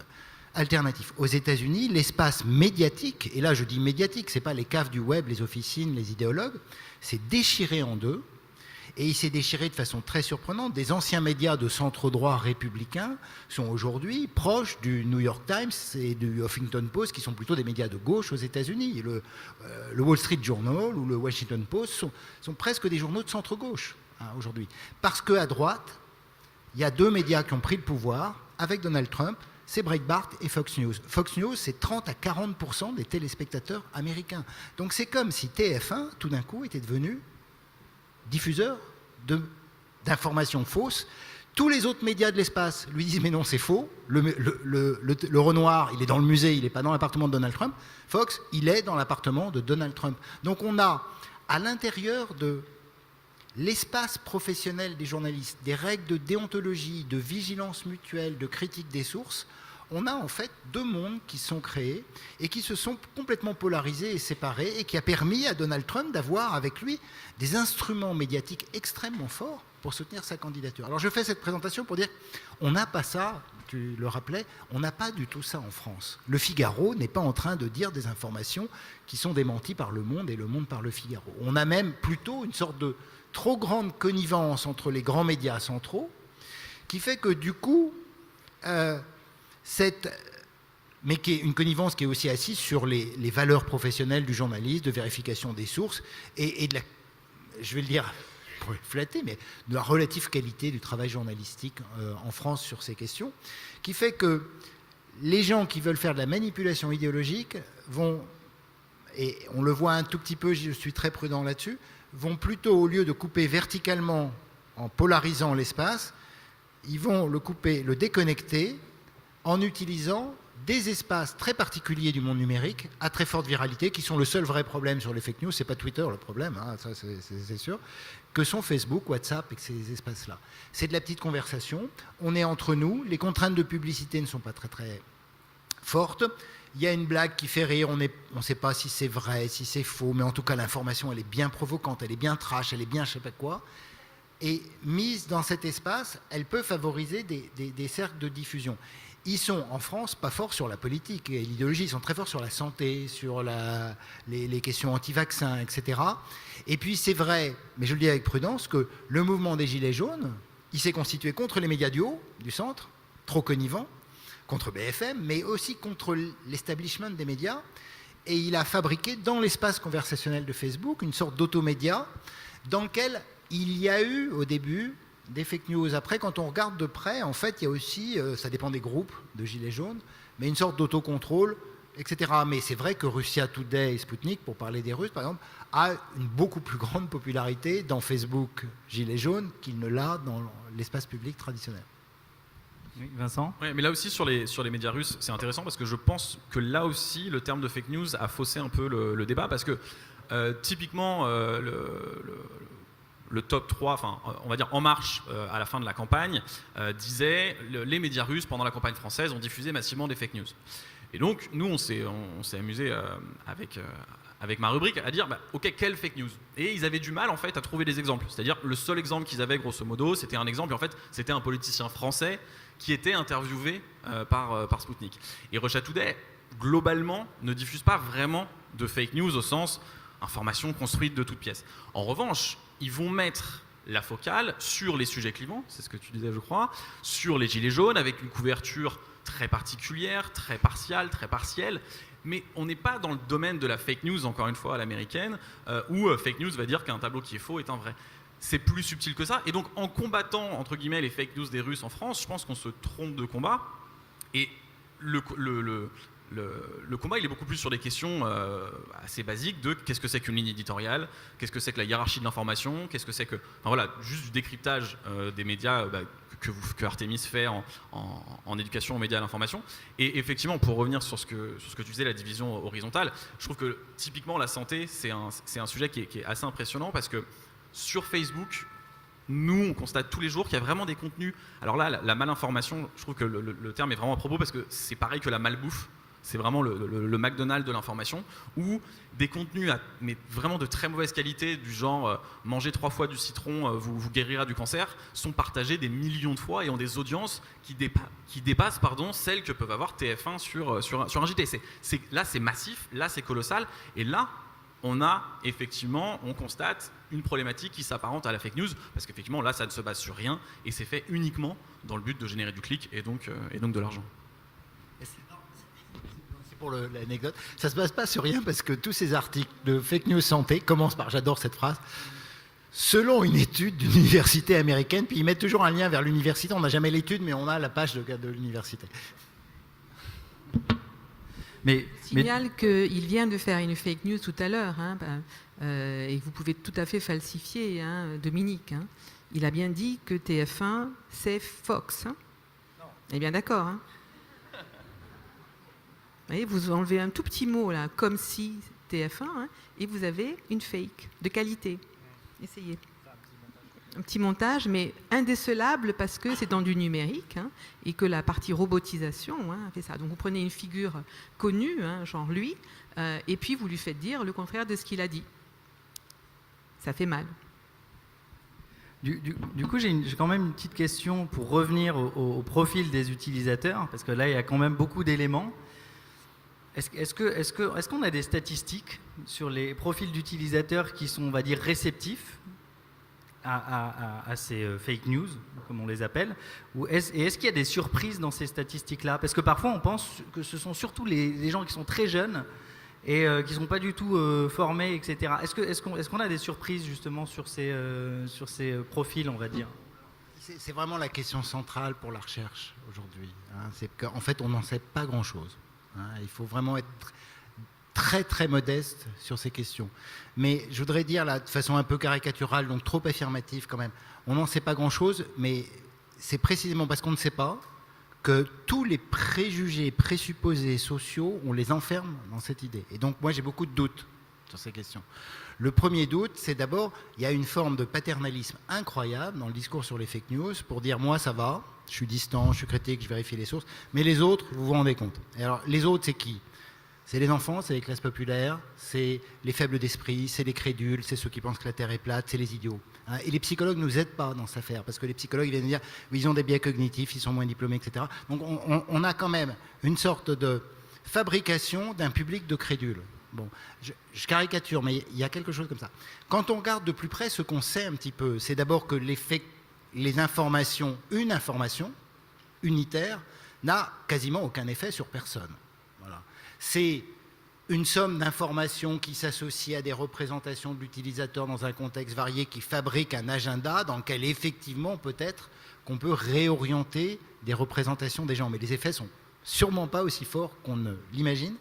Et par ailleurs, ce que je voudrais dire pour la politique, parce qu'on a beaucoup, il y a un mythe qui s'est constitué autour de Cambridge Analytica et de ces trucs-là. Cambridge Analytica, c'est un scandale absolu, il faut dénoncer, il faut critiquer, c'est pas bien. Est-ce que vous pouvez l'expliquer pour le public? Cambridge Analytica? Oui. Donc Cambridge Analytica, je rappelle, c'est à l'origine, c'est pas bon pour notre boutique. C'est des chercheurs qui avaient fait une application pour évaluer la personnalité avec un modèle psychologique de Facebook qui aspirait les données non seulement de l'utilisateur mais aussi des amis de l'utilisateur. Ils ont réuni comme ça 87 millions de comptes dans le monde, c'est pas que des Américains contrairement à ce qu'on a dit, 87 millions d'utilisateurs qu'ils ont revendu, repassé, enfin une histoire un peu compliquée à une entreprise qui s'appelle Cambridge Analytica qui est financée par Mercer qui est un des mécènes milliardaires de Donald Trump et de l'ultra-droite américaine et qui a mis cette base de données à disposition de la campagne de Donald Trump pour faire du ciblage précis, dit précis, et c'est là que la mythologie commence. C'est pour ça que j'insiste là-dessus. Un ciblage dit précis des internautes sur Facebook pour leur donner exactement le message qui allait leur faire changer d'opinion. Et alors on a les reportages partout pour dire ils savent nous cibler, ils nous prennent dans nos moindres désirs, ils savent voir nos contradictions, ils savent que si on a soutenu plutôt un tel, il vaut mieux nous mettre tel message, et on aurait comme ça une sorte de mécanique de précision qui est, je caricature, mais qui est en partie du vent. Voilà. Et le fait qu'on y croit est assez symptomatique de cette affaire. Il y a une croyance dans les effets forts de ce ciblage qui est assez fort. Et je voudrais finir avec ce qu'on sait dans quand même des publics sur cette affaire, c'est que une partie des fake news qui ont bien été étudiées aux États-Unis, elles se sont concentrées vers des gens qui ont des intérêts idéologiques et politiques très forts, notamment sur Twitter. Twitter, 80% des fake news ont été vues par 1% du public et partagées par 0,01%. Et ces gens, là on le voit très bien, ils sont hyper idéologiques, ils sont déjà hyper convaincus. Donc penser que c'est en train de changer les voix de gens ciblés, c'est pas du tout ce qui s'est passé. C'est qu'en fait, on s'expose de façon sélective à des informations qui ressemblent à nos propres valeurs, et du coup il y a des bassins de population importants, mais qui s'exposent plus aux fake news. Ça ne change pas leur opinion. Ce qu'on sait, c'est qu'il y a un public, en fait les vrais publics qui sont plus fragiles sur ces questions, c'est des gens en fait qui ne s'intéressent pas à l'information. C'est des gens qui ont un niveau d'engagement politique faible. C'est des gens qui ne votent pas toutes les élections. C'est des gens pour lesquels l'actualité, la politique n'est pas centrale. Et ce ne sont pas les gens qui sur Twitter sont en train de se disputer à coups de partage d'informations vraies ou fausses. Oui, je pense que je suis tout à fait d'accord avec ce qui a été dit sur l'exagération du pouvoir macro des fake news. C'est-à-dire que ça peut faire basculer des élections, etc., etc. En revanche, peut-être juste un bémol, et là j'ai l'impression qu'il y a des cas récents qui l'illustrent, j'ai l'impression, alors je n'ai pas de stats là-dessus, qu'en revanche au niveau micro, au niveau de communautés beaucoup plus restreintes, sur des faits beaucoup plus précis, là typiquement il y a eu récemment ce cas où il y a eu une rumeur qui a circulé, notamment dans le nord parisien, sur des enlèvements d'enfants, une camionnette blanche qui enlèverait des enfants devant les écoles. Moi, j'interviens dans des collèges et des lycées dans le Nord parisien, justement, dans le Nord Paris, pardon, et typiquement, il y a des écoles où les gendarmes sont restés pendant 3 semaines devant le collège à cause de cette rumeur. Il y a des gens qui se sont fait tabasser à cause de ces rumeurs, etc. Encore une fois, des rumeurs qui n'étaient basées sur rien, là pour le coup, des camionnettes blanches, il y en a partout. Alors, effectivement, c'est toujours pareil, ça s'inscrit dans un contexte, alors là en plus ça s'inscrivait dans un contexte raciste, parce que c'était des expéditions punitives organisées contre des communautés roms, parce qu'on estimait que c'était les roms forcément qui avaient enlevé les enfants. Mais là, l'information a circulé tellement vite, typiquement sur WhatsApp, qu'on mentionnait tout à l'heure, avec quelque chose qui concernait de tellement près les gens, que là, pour le coup, il y a eu un basculement. Il y a les mêmes phénomènes qui ont été observés en Inde, en Birmanie aussi. Moi, je suis intervenu dans des collèges en Martinique, où là, typiquement, le vrai problème qu'ils avaient, c'était une circulation très rapide de fausses informations sur la météo. Parce qu'avec des fausses alertes aux cyclones, ce genre de choses, qui circulaient extrêmement vite sur WhatsApp et qui pouvaient créer des mouvements de panique, ce genre de choses. Donc voilà, moi j'ai juste l'impression qu'au niveau des individus et de communautés, en revanche, sur les faits politiques, macro, etc., là effectivement je rejoins ce qui a été. Divina ? Moi je vais nuancer par rapport à mes camarades, juste pour faire la différence. Je vais faire du beau marché. Faker, il en restera toujours quelque chose. C'est-à-dire que je vais mettre sur le super macro des effets. L'effet en sociologie des médias, il n'est jamais là où on l'attend. Donc effectivement, on pourrait dire que l'effet des médias, l'effet de la fake news, c'est pas de convaincre, sauf peut-être quelques marginaux, mais c'est de généraliser le soupçon. Et là, ça nous a quand même bien mis le soupçon sur tout, et notamment sur les médias sociaux, qui sont en chute libre en termes de crédibilité de l'audience. Donc là, la conséquence réelle qu'on peut mesurer, c'est bien celle-là. C'est que ça a cet effet-là de déconsidérer les médias et de redonner un peu de confiance de nos jours, peut-être à cause des phénomènes de fact-checking ou autres, dans d'autres médias plus classiques, notamment la radio, qui en Europe et en France en général a repris du poil de la bête. Il y a environ 60% de gens qui font confiance à la radio. Donc pas à l'écrit et pas au visuel. Ils ne sont pas cons les gens. Donc il y a quand même une résilience comme ça qui apparaît du public, mais il y a un effet de soupçon qui n'est pas très sain et qui fait gagner ceux qui sont motivés pour créer de la fake news, parce qu'ils visent un état général de délitement. Eux, leur idée, quand ils sont dans l'ingérence démocratique, c'est de nous faire douter de nos institutions, de nous faire douter de nos médias, de nos chercheurs, de manière généralisée. Voilà. En créant une sorte de climat un peu délétère. Et ça, c'est le grand risque que moi je vois dans les fake news. Voilà. On a très peu de recherches, Dominique l'a dit, et surtout en France. Le peu de recherches qu'on a, peut-être d'un profil fragile, c'est pas les plus jeunes, c'est pas les plus vieux. On entend les deux arguments dans la recherche.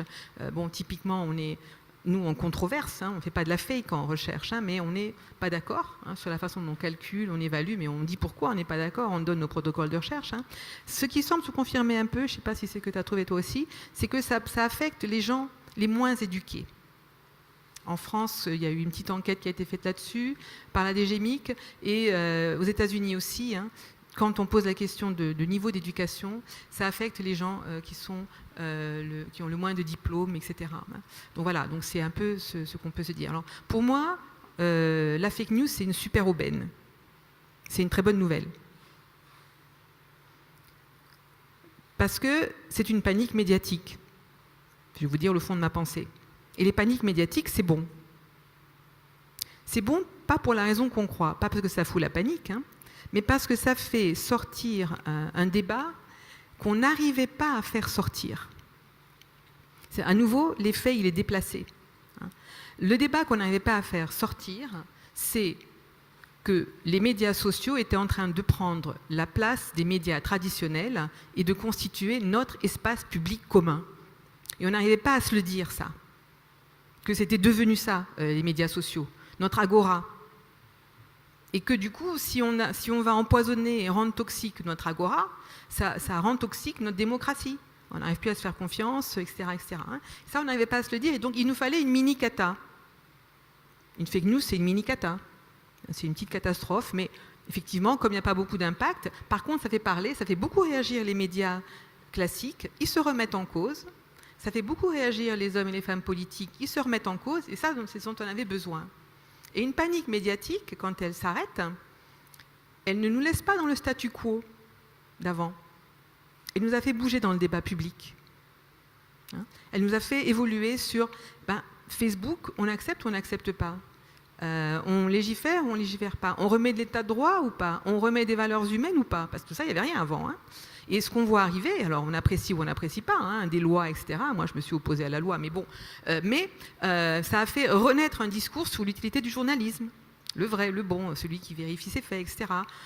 Un peu l'utilité des chercheurs, ceux qui n'arrivent pas à trouver des financements pour se faire soutenir, sauf par Google, et évidemment, ça pose des questions sur leur indépendance, notamment les chercheurs américains. On commence à faire monter un scandale, là, en ce moment, sur le sujet. Bref, donc il y a vraiment cette idée que ça fait réfléchir autrement, et que ça déplace le jeu. Hein. On voit bien que Facebook, qui disait qu'il n'était pas un média, que jamais il ferait de régulation, que jamais, nanana, et tout d'un coup, il demande un code de bonne pratique et il est prêt à écouter ce que proposent les États ou la société civile. Voilà, ça fait bouger les lignes. Hein. Et donc, de ce point de vue-là, ça a un côté très pédagogique. C'est pour ça que je dis, pour moi, en tant que formateur et en tant qu'enseignant, c'est une aubaine.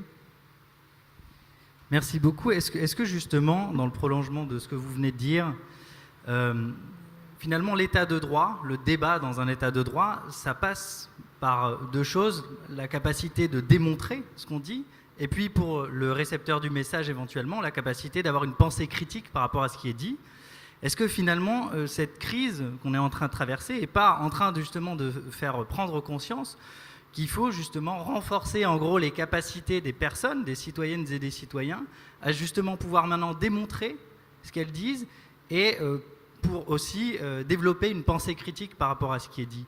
Est-ce que la solution, elle est plus coercitive, c'est-à-dire passer par une loi, passer par des mesures, des politiques qui vont essayer d'encadrer le débat démocratique d'une manière plus restrictive, ou est-ce que ça passe par les citoyens eux-mêmes? Est-ce qu'on n'est pas en train justement est-ce qu'on n'est pas à un tournant où on réalise qu'il faut aussi développer la pensée critique des gens? Je vous pose la question, Divina, parce qu'on a eu une discussion il y a quelque temps sur les politiques en matière d'éducation aux médias à l'information et parfois le manque quelque part de moyens pour développer des critiques, développer une pensée critique chez les jeunes. Donc est-ce que là on n'est pas en train de prendre conscience que c'est nécessaire aujourd'hui de faire ça? La patate chaude. Arrêtez-moi si je parle trop. Oui, donc l'effet d'aubaine, pour nous, les chercheurs et les gens qui sont des militants de l'éducation aux médias à l'information, c'est la fake news. C'est un effet d'aubaine, c'est-à-dire que tout d'un coup, tous les hommes politiques, les femmes politiques disent il faut la faire, il y a un super consensus, on se gargarise de l'effet critique et de l'esprit critique, et puis après, l'effet d'aubaine, comme d'hab, il n'y a plus rien qui se passe. Alors ça se confirme. L'effet d'aubaine se confirme, il n'y a rien qui se passe, je vous rassure. L'argent, quand il existe, va aux fact-checkers, c'est-à-dire à eux, les journalistes, qui sont bien débrouillés et qui ont réinventé leur métier, bravo. Alors eux, de temps en temps, ils prétendent venir faire de l'éducation média à l'information en venant dans les établissements. Un one-shot, ça se dilue. Bon, très bien, merci. 12 millions de gamins, hein. 800 000 personnes à former. Le Clémy qui en forme environ 15 000. Vous en formez un certain nombre. Bon, voilà. Et heureusement qu'il y a la société civile et des associations comme ça, hein, qui s'y mettent, parce que les moyens ne viennent pas. Donc les politiques nous en parlent, nous disent qu'il faut le faire, parfois le mettent dans le texte. On a une loi, la loi de rénovation de l'école de 2013, qui texto de verbatim dit qu'il faut faire l'éducation aux médias. Et depuis 2013, on attend. Et les moyens sombre, et en fait il faut que ce soit les associations, la Ligue de l'enseignement, les CMEA, c'est-à-dire que c'est l'éducation populaire, pas l'école de la République, qui fait ça, hein. Et je trouve que c'est grave parce que ça introduit de très très grandes disparités territoriales et ça crée de l'injustice sociale. Merci beaucoup, Vincent. Non, mais c'est pour aller dans le même sens que toi. Quand tu dis il y a eu un effet d'aubaine, typiquement le fait d'inscrire dans la loi quelque chose, d'inscrire dans les programmes la nécessité de l'éducation aux médias et à l'information, mais de ne pas y dédier d'heures, c'est-à-dire que dans les programmes, normalement, tous les enfants, à un moment ou à un autre de leur scolarité, doivent faire de l'éducation aux médias et à l'information. Mais il n'y a pas d'heures qui sont dédiées. Donc c'est au bon vouloir des profs. Donc une inégalité énorme entre les enfants qui vont avoir accès à l'EMI, l'éducation aux médias, parce que ils ont une équipe enseignante qui a décidé d'en faire, et tous les autres, parce que les enseignants n'ont pas le temps, parce qu'on leur chef d'établissement leur demande de tenir le programme d'histoire, le programme de sport, de ce que vous voulez. Et donc là, oui, effectivement, on crée une inégalité en inscrivant quelque chose dans la loi, en sachant pertinemment que ça va être respecté par certains, et pas par d'autres, parce qu'on n'a pas mis les moyens. En plus de l'effet d'aubaine, moi j'ai aussi l'impression que le débat sur les fake news a eu un effet pervers sur l'éducation aux médias, c'est que du coup, éducation aux médias, depuis 2 ans, pour beaucoup de gens, c'est synonyme de lutte contre les fake news. C'est-à-dire que tout devient une question de vrai ou faux, ce qu'on disait au début, etc. Sauf qu'en fait, l'éducation aux médias, c'est pas ça. Si on fait que ça, on a perdu, ça sert à rien. L'éducation aux médias, c'est ce dont Artémis parlait tout à l'heure, c'est apprendre déjà qu'est-ce qu'une information, enfin c'est reprendre toutes les bases. Si on commence par dire « Ah, regardez, ça c'est une information, elle est fausse », pour vérifier, vous allez sur le site du Monde, vous allez sur le site de Libé, on a absolument rien fait. Et je te rejoins aussi totalement sur les interventions en one-shot de journalistes qui ne servent strictement à rien, si ce n'est à des effets d'affichage en général. Donc oui, effet d'aubaine, mais aussi parfois effet pervers. Et en plus, l'effet d'aubaine n'est pas allé jusqu'au bout parce que les moyens n'ont pas suivi. J'ai une autre petite question, pardon, mais justement pour vous, Dominique. Il y a quelque chose de très factuel. Depuis tout à l'heure, on parle de quelque chose de très presque expérimental dans notre rapport à l'information. Mais est-ce qu'à terme, à force justement d'être exposé à tout un tas de, on va les appeler des données, en fait, comme ça, parmi lesquelles il y a beaucoup de choses qui sont fausses, manipulées, etc., vraiment dans une intention assez malveillante, est-ce qu'à terme, ce n'est pas quelque chose qui peut désespérer? Est-ce que ça ne peut pas créer quelque chose de l'ordre des représentations qui fait de nous des citoyens désabusés, en fait? Est-ce que c'est quelque chose qui a été étudié par ailleurs? Alors, je ne suis pas sûr entièrement, mais je vais essayer de raccorder. Moi, je suis plutôt optimiste sur ces questions. Et du coup, je voudrais dire quelque chose de contrasté par rapport à ce débat et à ces affaires, qui est... en réalité, sur le moyen terme, là, dans nos sociétés occidentales, le niveau culturel de nos sociétés n'a jamais été aussi élevé, il ne cesse de s'élever. Et donc, la capacité, on sait que les capacités réflexives, critiques et rationnelles sont quand même en partie liées au niveau culturel, même si tu sais que les théories du complot, c'est des gens diplômés, hein, c'est une maladie de la raison. Et que le cœur de la crise qu'on a aujourd'hui et de ce débat, il est lié au fait qu'avec l'individualisation de nos sociétés et l'augmentation des capacités culturelles, les individus pensent qu'ils peuvent juger par eux-mêmes. Donc la plupart des débats de crise de la représentation, de crise de la confiance dans les médias, de crise de confiance dans les institutions, etc., on le voit comme une sorte de méfiance réactive, mais cette méfiance réactive est la conséquence du fait que d'abord les universitaires volent des données, Cambridge Analytica, que les journalistes ne disent pas toujours des trucs vrais, que les politiques ont plein de mensonges. Donc quand on leur pose une question dans un sondage, est-ce que vous avez confiance dans les médias, leur demander cet acte automatique de vous allez dire que j'ai confiance dans les institutions, etc., comme on le faisait dans les années 50, 60, et tout ce qui tombait, on y croyait et on devait y croire, et c'était juste, c'était vrai, et du coup on pensait que les gens étaient rationnels derrière. C'est parce que la capacité réflexive de nos sociétés augmente qu'on ne dit plus « bah oui, moi j'ai plutôt confiance dans les médias, mais attention, ils ont FR3 à effacer le mot sur Macron à la... » Dès que j'apprends des choses comme ça, je ne donne pas ma confiance d'emblée parce que précisément, je suis rationnel. Donc je pense qu'une partie de la crise qu'on traverse, c'est aussi des individus qui pensent qu'ils savent juger par eux-mêmes, parfois ils font beaucoup d'erreurs, mais qui, du coup, n'accordent plus de la même façon une sorte de confiance aveugle dans les institutions qu'ils doivent faire. Si l'éducation aux médias, c'est de leur dire « vous devez aller vérifier sur le site du Monde », zéro chance.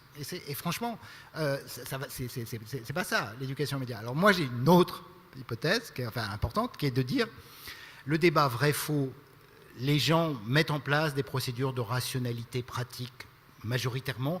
De temps en temps, on ne le fait pas parce qu'on est dans des régimes d'accès à l'information qui peuvent être très différents. Envoyer une blague, lâcher une provocation quand on est dans des petits espaces sur WhatsApp, c'est pas la question du contenu de l'information qui nous intéresse, c'est la question de l'effet qu'on provoque chez les autres. Et donc, une grande partie des débats sur la circulation des informations sont liés au fait que la question qu'on doit se poser, c'est quel effet tu cherches à provoquer en la partageant.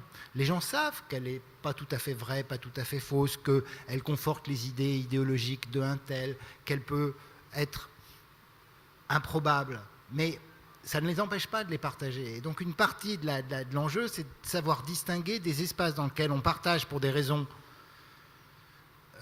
conversationnelles, ludiques, sociales, de provocation des informations, et les endroits où l'information qu'on reçoit, elle doit avoir une sorte de qualité réfléchie et rationnelle, parce que c'est aussi un des éléments de notre rapport à l'information. Mais on a plein de rapports différents à l'information. Vouloir tout unifier derrière l'idée d'une éducation aux médias, vous allez regarder si c'est bien sourcé, s'il y a eu 3 vérifications, etc. Je pense que c'est un exercice un peu maladroit, en fait. Oui. Moi, je vais dans leur sens, du côté de l'éducation aux médias et à l'information que j'essaye de défendre depuis longtemps, avec l'UNESCO.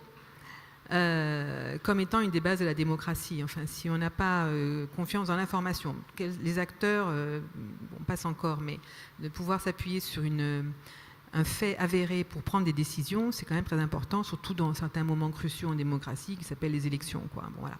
Donc, je soutiens ça depuis longtemps, mais avec justement une approche beaucoup plus holiste, et pour dire que en fait, ça doit faire partie de l'éducation de base. On a un énorme déficit de compréhension de l'ensemble du phénomène de l'information. Alors après, nous faire rentrer par la désinformation tout de suite, on est sur la négativité effectivement, alors qu'il y a des choses très bien dans le numérique et qu'il faut aussi pouvoir s'en emparer, quoi.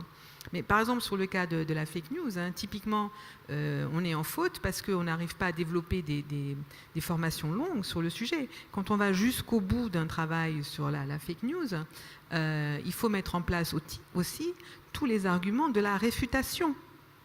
Il faut aller jusqu'au bout de la production soi-même, en tant que personne autonome, de la réfutation de ces informations. Pas juste les décoder, mais ensuite savoir produire un contre-discours de réfutation, le mettre aussi en circulation pour qu'il y ait de la concurrence dans le marché des idées, comme diraient les Américains. Bon.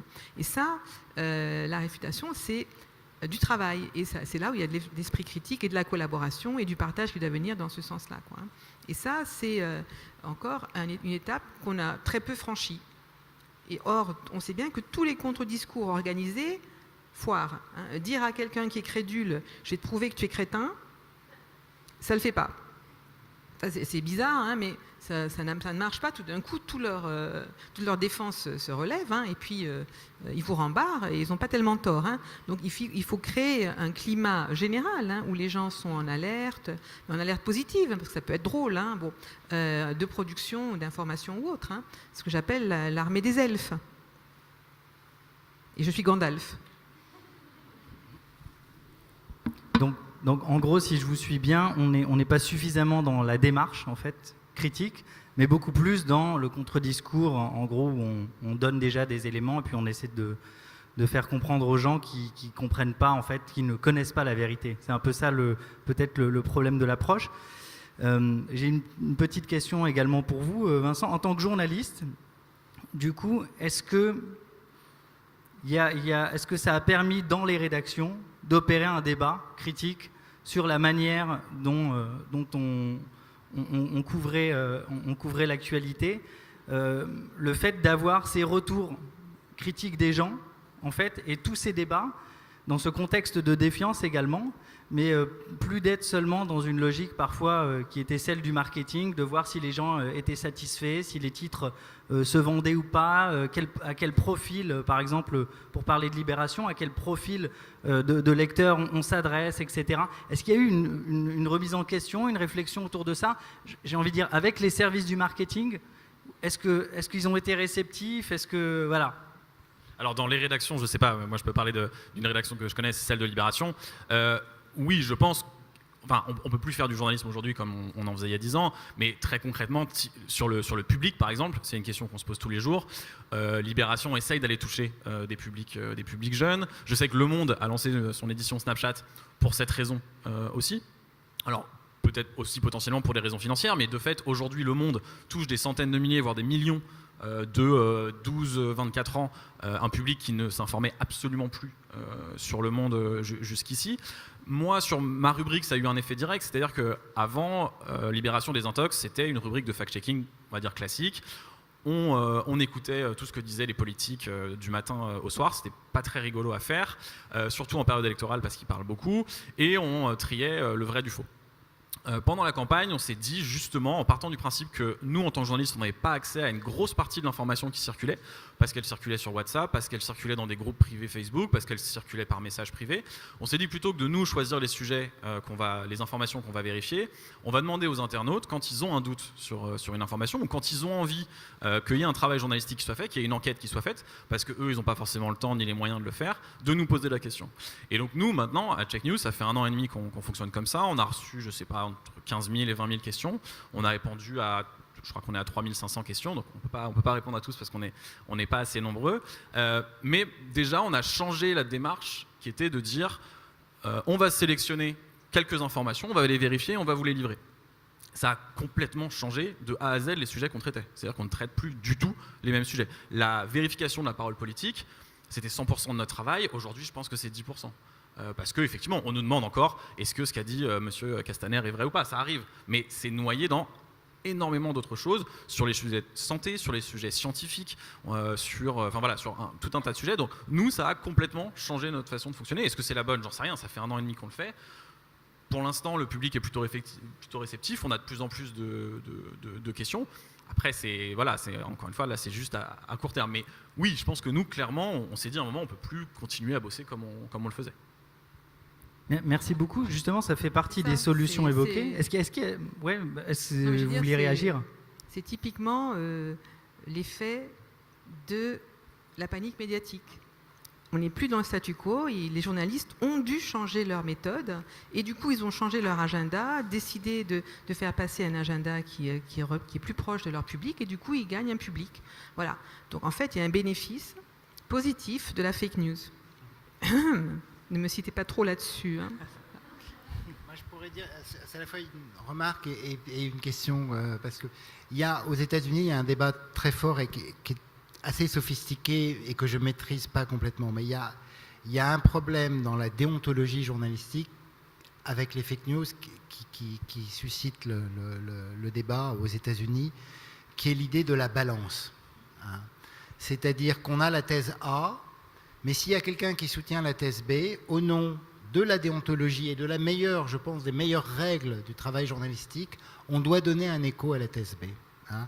Et il y a quand même beaucoup d'opérations de désinformation, c'est pas de la fake news, c'est vraiment des projets parfois idéologiques qui sont liés à la science, on le sait sur le climato-scepticisme, sur des grands enjeux, qui fait que alors que 95% des scientifiques qui sont vraiment du domaine disent A, Mais il suffit qu'il y ait 4% des scientifiques qui disent B pour qu'au nom de la balance journalistique, on doive lui donner une place qui n'est pas 4%, qui est en fait, ils font beaucoup plus parce que tout d'un coup, ils ne disent pas la même chose que les autres et du coup, au nom de cette règle journalistique, on en a le plus important.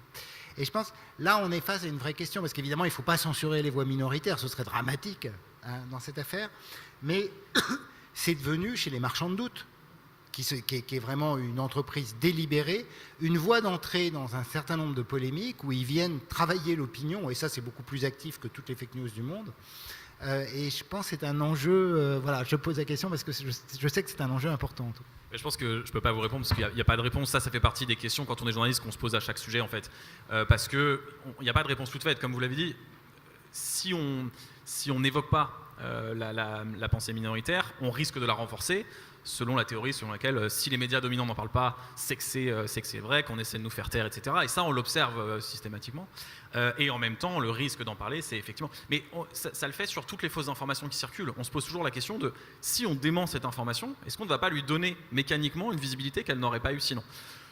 Ça, honnêtement, on l'a pas tranché dans tous les cas. Encore une fois, c'est une balance qu'on fait sujet après sujet, mais on est assez humble sur la portée qu'on a, nous, Libération, en tant que média. On est ou on est devenu, je ne sais pas, un petit journal avec une audience qui est restreinte. Et donc, la plupart du temps, les informations qu'on démente, le démenti aura de toute façon une portée qui est bien moindre que celle de la fausse information. Donc, à la limite, ce n'est pas nous qui allons contribuer ou alors marginalement à sa diffusion, sauf dans le cas vraiment de choses qui sont microscopiques. Donc là-dessus, c'est une balance qu'on fait à chaque fois. Est-ce que cette fausse information a suffisamment circulé pour qu'on s'en empare? On a aussi un peu résolu la question en partant du principe qu'on répondait aux questions des gens. Donc on n'est plus là pour dire c'est vrai ou c'est faux, les gens nous posent une question, on répond à cette question en exerçant notre travail de journaliste. Donc il y a des questions auxquelles on ne peut pas répondre. Les gens se sont amusés au début à nous poser la question est-ce que Dieu existe ou ce genre de choses. On ne peut pas répondre à ces questions, ce n'est pas notre rôle. En revanche, sur énormément de questions, on part du principe qu'il n'y a pas de questions bêtes et donc on répond.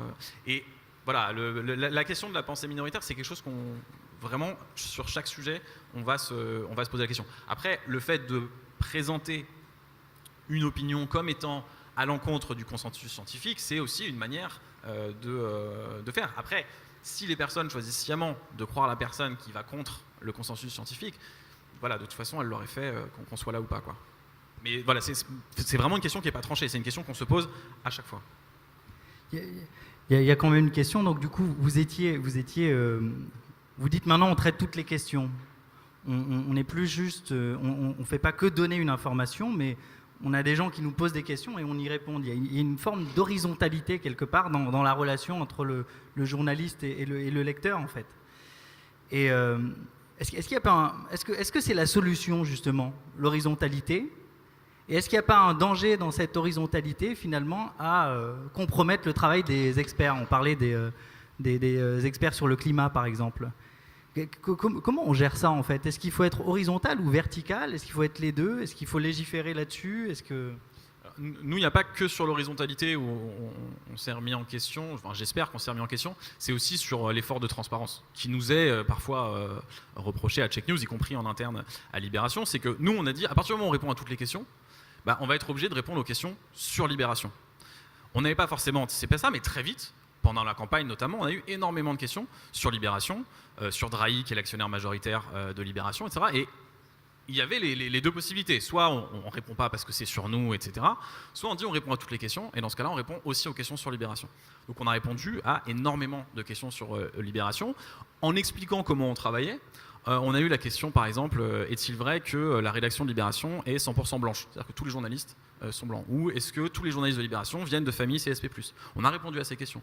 On a répondu aux questions aussi sur pourquoi vous avez traité tel sujet, pourquoi vous avez mis telle photo à la une. Et ça permet aussi, là, de faire, je ne sais pas si c'est de l'éducation populaire, mais juste d'expliquer comment on bosse. Et je pense que trop longtemps, la posture du journaliste qui était de dire « moi, je publie des articles, le reste, ça ne me concerne pas, c'est le rôle des profs, c'est le rôle du marketing, machin, etc. » Ça, c'est terminé. Aujourd'hui, on est obligé d'expliquer comment on travaille. Pourquoi? Parce qu'effectivement, les gens se sentent en capacité de juger et ils ont raison. Moi, je suis très content quand on questionne le travail du journaliste, quand on remet en question ce que j'ai écrit. Parce que ça m'arrive souvent, malheureusement, de me planter. Enfin, j'espère pas trop, mais ça nous arrive. Donc c'est normal que les gens nous questionnent, c'est normal que les gens soient pas contents quand France 3 efface une pancarte de Macron démission. Ça, c'est pas normal, c'est une mini catastrophe, mais c'est une catastrophe quand même, parce que ça, en termes de crédibilité, c'est absolument horrible. Et ben nous, là, on a pris le parti de faire l'enquête de pourquoi cette pancarte avait été effacée. Donc là, on a fait toute l'enquête sur les processus internes de vérification à France 3, comment on en arrive à une photo complètement trafiquée à l'antenne sur France 3. Donc je pense que là, pour le coup, là, plus encore que l'horizontalité, pour moi, c'est la transparence sur les actionnaires, sur comment fonctionne une rédac, sur tout ça, plus encore que l'horizontalité. Très bien, merci beaucoup. Vous voulez ajouter un mot? Après, on passe le micro au public pour les questions. Vraiment dire, parce que c'est une erreur qu'on commet souvent, le numérique arrive, ça bouleverse tout, du coup ça dérégule tout, du coup c'est horizontal, tout le monde accède à toutes les informations et plus personne n'a le sens des hiérarchies et des autorités. C'est complètement faux. Voilà. C'est juste complètement faux. C'est faux d'abord dans la structure de circulation du web, et même si elle est balbutiante, incoative, incertaine, et pas à la hauteur de ce qu'elle prétend être, cette revendication des individus de savoir juger par eux-mêmes, etc., on n'a pas du tout fait disparaître le sens des autorités. Simplement, moi je pense qu'on est dans une phase importante et le numérique y contribue beaucoup par plein d'aspects de travaux que tu peux faire. C'est que l'autorité est en train d'être définie. Et l'autorité statutaire de l'institution ou de la marque média qui dit « je suis, donc c'est vrai », ça ne marche plus. Ça ne marche plus parce qu'on a des gens plus cultivés, plus critiques, qui sont plus méfiants. C'est même l'inverse. Voilà. Oui, effectivement, ça peut fonctionner sur l'inverse. Mais en revanche, quand de façon répétée, il y a des journalistes, des acteurs, des rédactions qui font le travail, etc. Les gens, on voit bien, quand ils sont en recherche réflexive sur la qualité de l'information, ils savent que les sources sont différentes. Ils savent qu'un tel dit ça et que si un tel dit ça, mais un tel a plus de crédit ou de poids que d'autres. Donc on n'a pas du tout fait disparaître l'idée des hiérarchies dans cet espace. Mais je ne vais pas entrer dans des débats techniques, quand on fait les analyses du web, le web est un système qui n'est pas du tout plat, c'est un système absolument hiérarchique de ce système, et qu'on refait des hiérarchies de liens hypertextes ou d'autorité sur le web qui sont des calculs, qu'est-ce qu'on trouve en haut? Le Monde, Libération, Le Figaro, etc. C'est-à-dire qu'en fait, en réalité, on a reproduit dans nos pratiques numériques, dans les comportements des pratiques numériques, on a reproduit des hiérarchies qui sont finalement assez traditionnelles. Merci beaucoup. Est-ce qu'on peut passer aux questions du public? Est-ce qu'il y a des questions?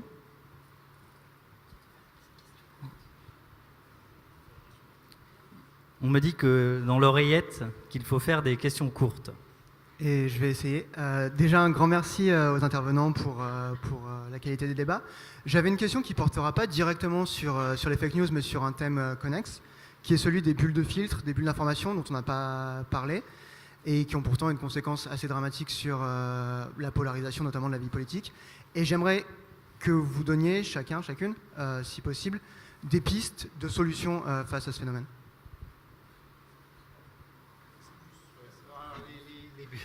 Bon, c'est très compliqué. Je vais vous la faire courte. Moi, je ne crois pas du tout à cette histoire de bulle d'information. Si on compare aujourd'hui à il y a 25 ans, la bulle, c'était il y a 25 ans. Enfin, le lecteur du Figaro lisait pas l'Humanité. Bon, voilà. L'air de rien, aujourd'hui, on n'a jamais eu accès à autant d'informations. Et c'est très paradoxal, mais c'est très lié à ce que j'ai essayé de dire tout à l'heure sur l'augmentation du niveau de réflexivité et de sentiment d'autonomie du sujet. C'est que désormais, dès qu'on n'a pas accès à tout, dès qu'on a l'impression qu'on nous cache quelque chose, dès qu'on pourrait manquer un truc parce qu'un algorithme aurait décidé, on a l'impression d'être dans une sorte de prison, enfermé, à l'écart de toute information et isolé dans un îlot idéologique fort. Alors, le fait que nous ayons peur de la bulle est un témoignage en fait d'une transformation absolument colossal. Bon, vous êtes trop jeune pour vous rendre compte de ce qu'est le paysage informationnel aujourd'hui par rapport à ce qu'il a été il y a 50 ans. Ça ne veut pas dire qu'il n'y ait pas des risques pour des publics hyper idéologisés et que les algorithmes, et notamment ceux de Facebook, aient des rôles absolument certains dans le choix des informations. YouTube avec le ou YouTube. Mais c'est oublier ce qu'est un internaute. On parle des plateformes, Facebook, YouTube. Vous, mettez-vous à votre place. Vous ne faites pas que regarder Facebook. Vous avez peut-être un compte Twitter, vous avez regardé sur YouTube. Puis surtout, vous lisez peut-être le journal, vous écoutez la radio le matin. La télévision est toujours le média privilégié, en tête très largement. pour l'information des Français. Et puis par ailleurs, vous avez des amis, des collègues, des parents, vous discutez d'informations. En fait, on est soumis à plein de canaux, et ces canaux, ils propulsent de plus en plus d'informations. Que des gens, pour des raisons idéologiques, s'exposent préférentiellement à des informations spécifiquement liées à leurs intérêts, c'est vrai, ça a toujours été vrai, et peut-être que le web peut renforcer pour des éléments importants. Mais l'air de rien, on baigne dans l'information comme jamais dans nos sociétés. C'est vraiment un moment historique qui n'a aucun précédent. C'est un peu, je trouve, faire la chochotte que d'être en train de dire je suis dans une bulle. Voilà, peut-être un truc un peu bizarre. Merci. Mais il n'empêche qu'au niveau de la façon dont les GAFAM se représentent ce que vous êtes, eux, ils ont intérêt à générer la consommation du même, d'où peut-être le sentiment qu'on est dans une bulle, parce qu'ils vous font des recommandations, et ces recommandations, elles tendent à vous dire, vous le savez, vous avez aimé ça, vous avez lu ça, vous aimerez peut-être ça. Donc ça, peut-être quelque chose de nouveau, cette force de proposition qui arrive un peu comme ça, par là.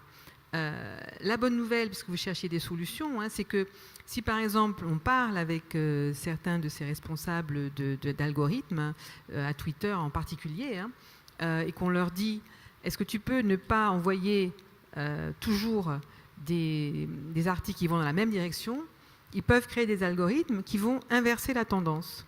C'est-à-dire qu'ils l'ont fait, à Twitter notamment, ils vous envoient des suggestions qui ressemblent et puis des suggestions qui vont contre. C'est-à-dire qu'on peut demander, mais en négociant, et c'est ça que la fake news nous permet de faire, on peut enfin parler avec eux, et les États peuvent faire plus de poids avec eux, de dire, non mais 2 secondes, vous avez mis en pratique que ça vous amuse, vous avez les sujets plus populaires, vous les poussez de plus en plus, etc. etc. Vous pouvez aussi changer votre algorithme et, d'une certaine manière, contribuer à sanifier la situation. Donc, en ce moment, on les met un peu en grands méchants loups, etc. Et il faut le faire, parce qu'ils se sont quand même partis un peu à la sauvage. Voilà. Et on l'a accepté. Donc, dans la loi américaine de 96, c'est vous ne ferez pas de loi sur le numérique. Voilà. On a un moratoire jusqu'à ce qu'on comprenne comment ça marche. Maintenant, on commence à comprendre comment ça marche. Donc, on commence à se dire il y a plusieurs moyens de réguler les choses. Mais y compris cette régulation d'usagers à plateforme, qui ne passe pas nécessairement par la demande d'autorité de l'État, où on peut négocier avec eux et dire envoyez-nous des choses contradictoires. Tiens, ça va nous changer un peu. Moi, juste sur les bulles de filtre, je rejoins ce qu'a dit Dominique tout à l'heure sur... Moi, je me sens beaucoup plus enfermé dans une bulle quand je discute de politique avec mon entourage ou de n'importe quel sujet avec mon entourage, parce que sociologiquement, je fréquente des gens qui ont les mêmes opinions que moi, qui ont voté de la même manière que moi. J'ai fait ce test. En gros, si je regarde, tout mon entourage, à quelques exceptions près, ont voté, on va dire, pour 2 candidats qui représentent 20 à 25% des suffrages aux dernières élections présidentielles. Quand je regarde mon Facebook ou mon compte Twitter, et je le prends personne par personne, c'est pas le cas. Parce que sur mon Facebook, il y a des amis d'enfance que j'ai pas vus depuis 20 ans et qui ont des parcours très différents du mien. Sur Twitter, je suis le compte de Valeurs Actuelles et celui de Marine Le Pen, alors que je ne côtoie pas ou que très peu de personnes qui partagent les opinions de Valeurs Actuelles ou de Marine Le Pen. Et donc en fait, moi je pense que je suis confronté, et là je rejoins totalement ce que tu dis, à beaucoup plus d'opinions contraires grâce aux réseaux sociaux, grâce à YouTube. Sans YouTube, je pense que je ne saurais pas à quoi ressemble le discours d'Alain Soral. Parce qu'autour de moi, le discours d'Alain Soral ne porte pas ou peu. Et je suis confronté à des opinions différentes grâce aux réseaux sociaux, beaucoup plus que l'inverse. Après, le problème est peut-être effectivement des phénomènes où l'algorithme de recommandation et les algorithmes basés sur l'attention ont tendance à accentuer, mais surtout sur des publics très idéologisés. Et là, d'ailleurs, l'effet fake news s'annule parce qu'on a fait quelques petites recherches sur des bulles de filtre. Parmi des gens qui étaient complotistes et parmi des gens qui étaient très pro-science. Ils ont le même comportement. C'est-à-dire, c'est des accros à leurs idées, et ils en demandent de plus en plus. Donc là, ce n'est pas un comportement fake news, c'est un comportement humain de gens qui sont des fanas, et donc qui ont trouvé le moyen en ligne d'être encore plus fanas. Voilà. C'est des fadas. Le débat sur le glyphosate, je trouve, illustre très bien ça en fait. Là, depuis quelques mois sur Twitter, il y a une communauté pro-glyphosate et une communauté anti-glyphosate qui se lance des pics, etc., etc. Et effectivement, ils se comportent à peu près de la même façon dans les deux camps, chacun ayant ses études de référence qui sont évidemment différentes de celles du camp d'en face. Mais les mécanismes sont exactement les mêmes parce que c'est des mécanismes d'affinité, parce que c'est des gens qui vont connaître des agriculteurs, donc potentiellement être plus proches de telle position. Et donc, oui, voilà. Merci beaucoup. Est-ce qu'il y a d'autres questions ici. dans la salle? Oui, monsieur. Moi, j'ai une inquiétude. Je la pose au sociologue et puis au professeur d'université. D'abord, je me présente, je m'appelle Loïc. Je suis venu spécialement de l'Afrique de l'Ouest avant-hier, juste pour suivre cette conférence. Parce que le thème fake news, quand j'ai vu, m'a intéressé. J'ai dit, même si c'est une conférence d'1 heure, je prendrai l'avion pour venir. La preuve, demain soir, je retourne en Afrique de l'Ouest, au Togo, parce que je suis journaliste de profession avant tout. Et je voudrais savoir, professeur, qu'est-ce qui amène les médias, certains surtout grands médias, à vouloir jouer le jeu du fake news exprès, quand parfois, sur certains sujets, parce qu'au début, vous avez parlé, en introduction, vous avez parlé de la fausse guerre, je ne sais pas si c'est vous, entre l'Irak et les États-Unis ont eu à déclarer à l'Irak à l'époque, et tous les médias avaient dit, urbi et turbi, que l'Irak avait, ou bien Saddam Hussein avait des armes de destruction massive. C'est-à-dire, ils ont relayé cela, ils ont justifié cela. Il y a eu la guerre et à la fin on dit non, il n'y a même pas une seule arme de destruction massive. Et si je prends le cas de la France, la France, et quand je prends une guerre qui s'est passée dans un pays comme la Libye, on a vu comment la France a soutenu aussi cette guerre et les médias surtout français. Et après aujourd'hui, les conséquences sont là. On continue par les payer. Alors, comment les médias parfois sont-ils complices exprès des fake news quand il y a des enjeux géopolitiques ou stratégiques? Et n'est-ce pas ça qui amène certains jeunes, comme le jeune homme qui est parti tout à l'heure, à dire qu'ils ne croient plus aux médias? Parce que quand on vient nous dire quelque chose, et après quelque temps, on nous dit tout le contraire. Et c'est des grands médias qui le véhiculent, des grands journalistes, experts, machins, qui viennent démontrer pour faire avaler la pilule, et après on nous dit non, ce n'est pas ça. Merci. Merci beaucoup. Alors du coup, est-ce qu'il y a une complicité intentionnelle malveillante de la part des médias, ou est-ce que les médias sont eux-mêmes dans un paradigme qui fait que parfois il manque de recul sur les discours officiels? Bon, alors, moi, c'est vraiment une question très importante que vous posez, en fait, parce que là, on revient au débat traditionnel de la critique des médias, celle qui avait été posée par Noam Chomsky dans les années 70, par toute une tradition critique aujourd'hui, c'est que le champ journalistico-politique, il a des intérêts mutuels, des socialisations communes, des représentations partagées, des valeurs, des culturels et des intérêts qui se sont imbriqués, qui fait qu'il peut y avoir des effets de structure massifs, qui fait que on va avoir une manière de définir ou de cadrer les problèmes qui est relativement homogène et qui est sous l'effet des intérêts économiques ou des intérêts politiques du moment. Le journalisme américain ne s'est toujours pas remis de cette affaire des armes chimiques en Irak parce qu'il a commis une erreur massive, il a cru ce que lui racontait George Bush à l'époque, et que très peu de grands journaux américains ont manifesté, ils ont questionné, ils ont interrogé, mais à la fin, je ne sais plus, j'ai oublié le nom du secrétaire d'État à l'époque, est venu leur dire « mais si, on a les preuves, on a les preuves, on a les preuves », et bien ils ont cru qu'ils avaient les preuves, alors que Colin Powell, et ils ont dit que c'était sûr. C'est une des raisons pour lesquelles, moi, je pense qu'il ne faut pas désespérer du numérique et il faut faire très attention aux outliers, c'est-à-dire aux gens qui sont aux périphéries, comme ça. Parce que si on n'a pas des voix dissidentes qui sont souvent peu écoutées, etc., pour dire « vous êtes sûr ? Il dit ça, Colin Powell, mais vous êtes vraiment sûr ?» et la preuve qui montre, est-ce que c'est vraiment une vraie preuve vraiment. Donc on a besoin constamment d'avoir des gens qui sont en fait à la périphérie de l'espace central médiatique, mais qui viennent mettre de la vigilance, mettre de la critique de façon forte. Alors, le problème, c'est que ces gens, souvent, ils sont tout seuls, ils sont un peu bizarres idéologiquement, ils ont dit plein de bêtises et ils sont douteux. Du coup, il y a quand même, ça rend les choses très difficiles parce que la plupart du temps, ils disent des bêtises, mais de temps en temps, ils posent des questions qui sont si importantes et si vraies que c'est la raison pour laquelle je finis. Il ne faut surtout pas légiférer pour les faire taire dans les débats sur les fameuses fake news. On a besoin de gens qui disent un peu n'importe quoi parfois, mais parfois des choses si essentielles que tous les autres sont aveugles. Alors moi aussi, je suis touchée de ce que vous avez dit, hein, du trajet que vous avez fait pour venir nous écouter. Ça nous met une sacrée pression. Je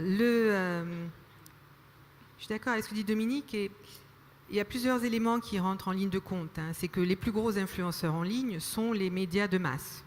Ceux qui ont le plus de followers. Donc quand ils font une erreur, paf, ça part en vrille très vite. Hein. Donc il y a effectivement un rôle des masses médias, bon, mais on a bien vu qu'ils se remettent en cause, etc. etc. Et puis il y a aussi, je dirais, une géopolitique des fake news. Et quelque part, la question dont je m'attendais de votre part, c'était, mais en francophonie. Parce que je trouve que la fake news, elle n'a pas le même rôle en francophonie qu'elle a, par exemple, en France. Et que les médias sociaux n'ont pas le même rôle en francophonie ou dans le monde, dans le Machrek, etc., hein, que ça a eu dans certains pays démocratiques, hein, où nous, on se sent déstabilisés dans nos démocraties, mais dans les pays qui ne sont pas des démocraties, hein, qui sont, comme d'autres disent, des démocratures. Hein.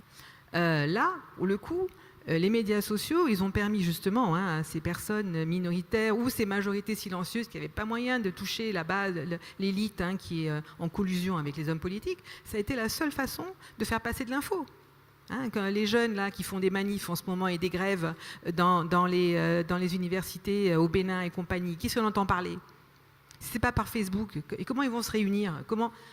Donc, je pense que ça a un autre rôle, hein, et je crois que la question se pose différemment pour vous, hein, peut-être que pour nous, parce que là, il y a vraiment, me semble-t-il, une capacité pour la base de créer de la résistance et de la résilience, hein, qui n'est pas la même problématique qu'on a ici, où on a des gens effectivement très éduqués, très critiques, très titilleurs, etc., etc. Vous êtes dans des positions où il y a vraiment de la confiscation de l'information parce que c'est du pouvoir, quoi. Hein, et pas de débat contradictoire hein, parce que ça finit dans le sang, dans la rue, quoi. Donc c'est pas possible. Dans une démocratie, justement, on débat pour pas combattre, quoi. Hein, donc c'est ça qui est important. Et donc je crois qu'il y a une autre façon, et il faut qu'on aille vers vous, nous les chercheurs, pour vous aider à penser autrement les faits et des fake news et des médias sociaux dans vos instances politiques. Et là, il y a de la disruption qui peut aller dans un sens d'élargissement hein, des débats et des choses comme ça. Je réponds aussi, même si la question ne m'était pas directement destinée, mais typiquement sur le cas des armes de destruction massive irakiennes, moi je ne suis pas certain que les médias, en tout cas français, aient volontairement propagé une fausse information. Parce qu'en plus, en France, on était plutôt dans un pays où l'opinion majoritaire était opposée à cette guerre, et pourtant les médias français ont repris de la même façon que les médias américains cette prétendue information. Je pense que là, il y a effectivement un problème, c'est une propension qu'ont les journalistes à accorder du crédit à la parole officielle. Aussi, et je pense qu'il faut aussi dire, parfois un manque de moyens pour mener des enquêtes. Imaginez là l'enquête qu'il fallait mener pour démentir la version officielle du Pentagone. Aucune rédaction, à ma connaissance, fût-elle le New York Times ou le Washington Post, n'avait, dans les jours qui ont suivi cette déclaration, les moyens de dire non, ce n'est pas vrai. Il y a un cas intéressant, je reviens à un exemple que j'ai pris tout à l'heure, qui est une ampleur bien moindre, mais l'attaque de la Pitié-Salpêtrière, l'attaque de l'hôpital. Donc des manifestants auraient attaqué cet hôpital. Là, on a la parole officielle qui dit ça. Certains médias embrayent immédiatement, relaient cette parole, demande des réactions à droite à gauche, mais qui aussi a permis de rétablir la version, c'est à la fois les réseaux sociaux avec des personnes qui ont diffusé très rapidement des vidéos qui contredisaient la théorie officielle, et un certain nombre de journalistes, je pense à David Dufresne, qui mène un travail sur les réseaux sociaux de veille, qui a relayé, qui a trouvé ces vidéos et ces informations. Ensuite, un certain nombre de médias installés, je pense notamment au Monde et à Libération. Le Libération en a fait notre une. Et donc là, parce qu'on a eu les moyens de contredire la version officielle, mais ce n'est pas toujours quelque chose qui est aisé. Et là, en l'occurrence, on a eu ces vidéos qui nous permettaient de dire non, le ministre de l'Intérieur a menti. Mais ça, c'est rarissime en fait. On est très content de le faire quand on peut le faire, parce que c'est important de démentir quand il y a des fausses informations d'une telle ampleur qui circulent. Mais c'est aussi parfois difficile.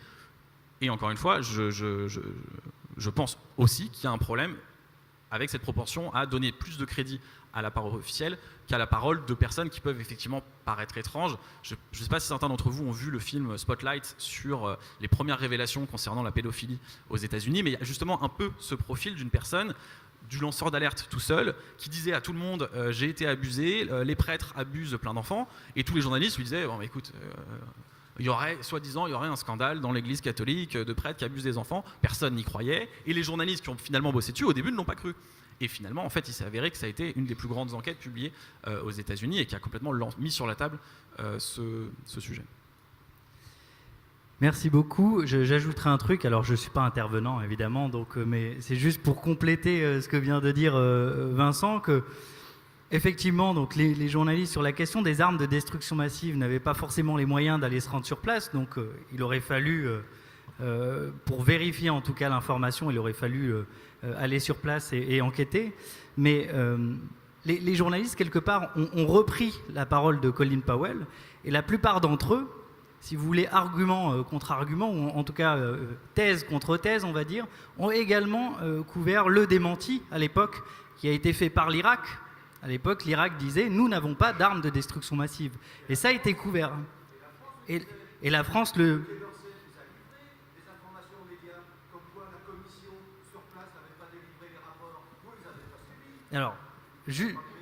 Alors, merci beaucoup pour cette intervention. Tout feu, tout flamme. Absolument. Et alors du coup... Ah non, non, j'ai pas terminé. Vous avez complété ce que j'ai dit. Alors,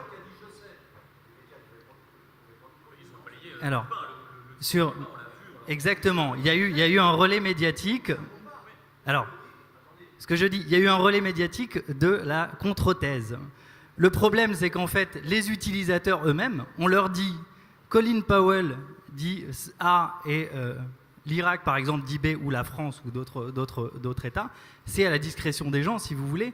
Mais les médias, en se faisant le relais de deux thèses, ne peuvent pas quelque part ou difficilement être accusés de complicité, si ce n'est à quelque part créer un déséquilibre dans la couverture, à accorder, ou en tout cas dans la manière de traiter la chose, d'accorder beaucoup plus de crédit dans la manière de couvrir ce que dit Colin Powell que dans la manière de dire ce que disait l'Irak à l'époque.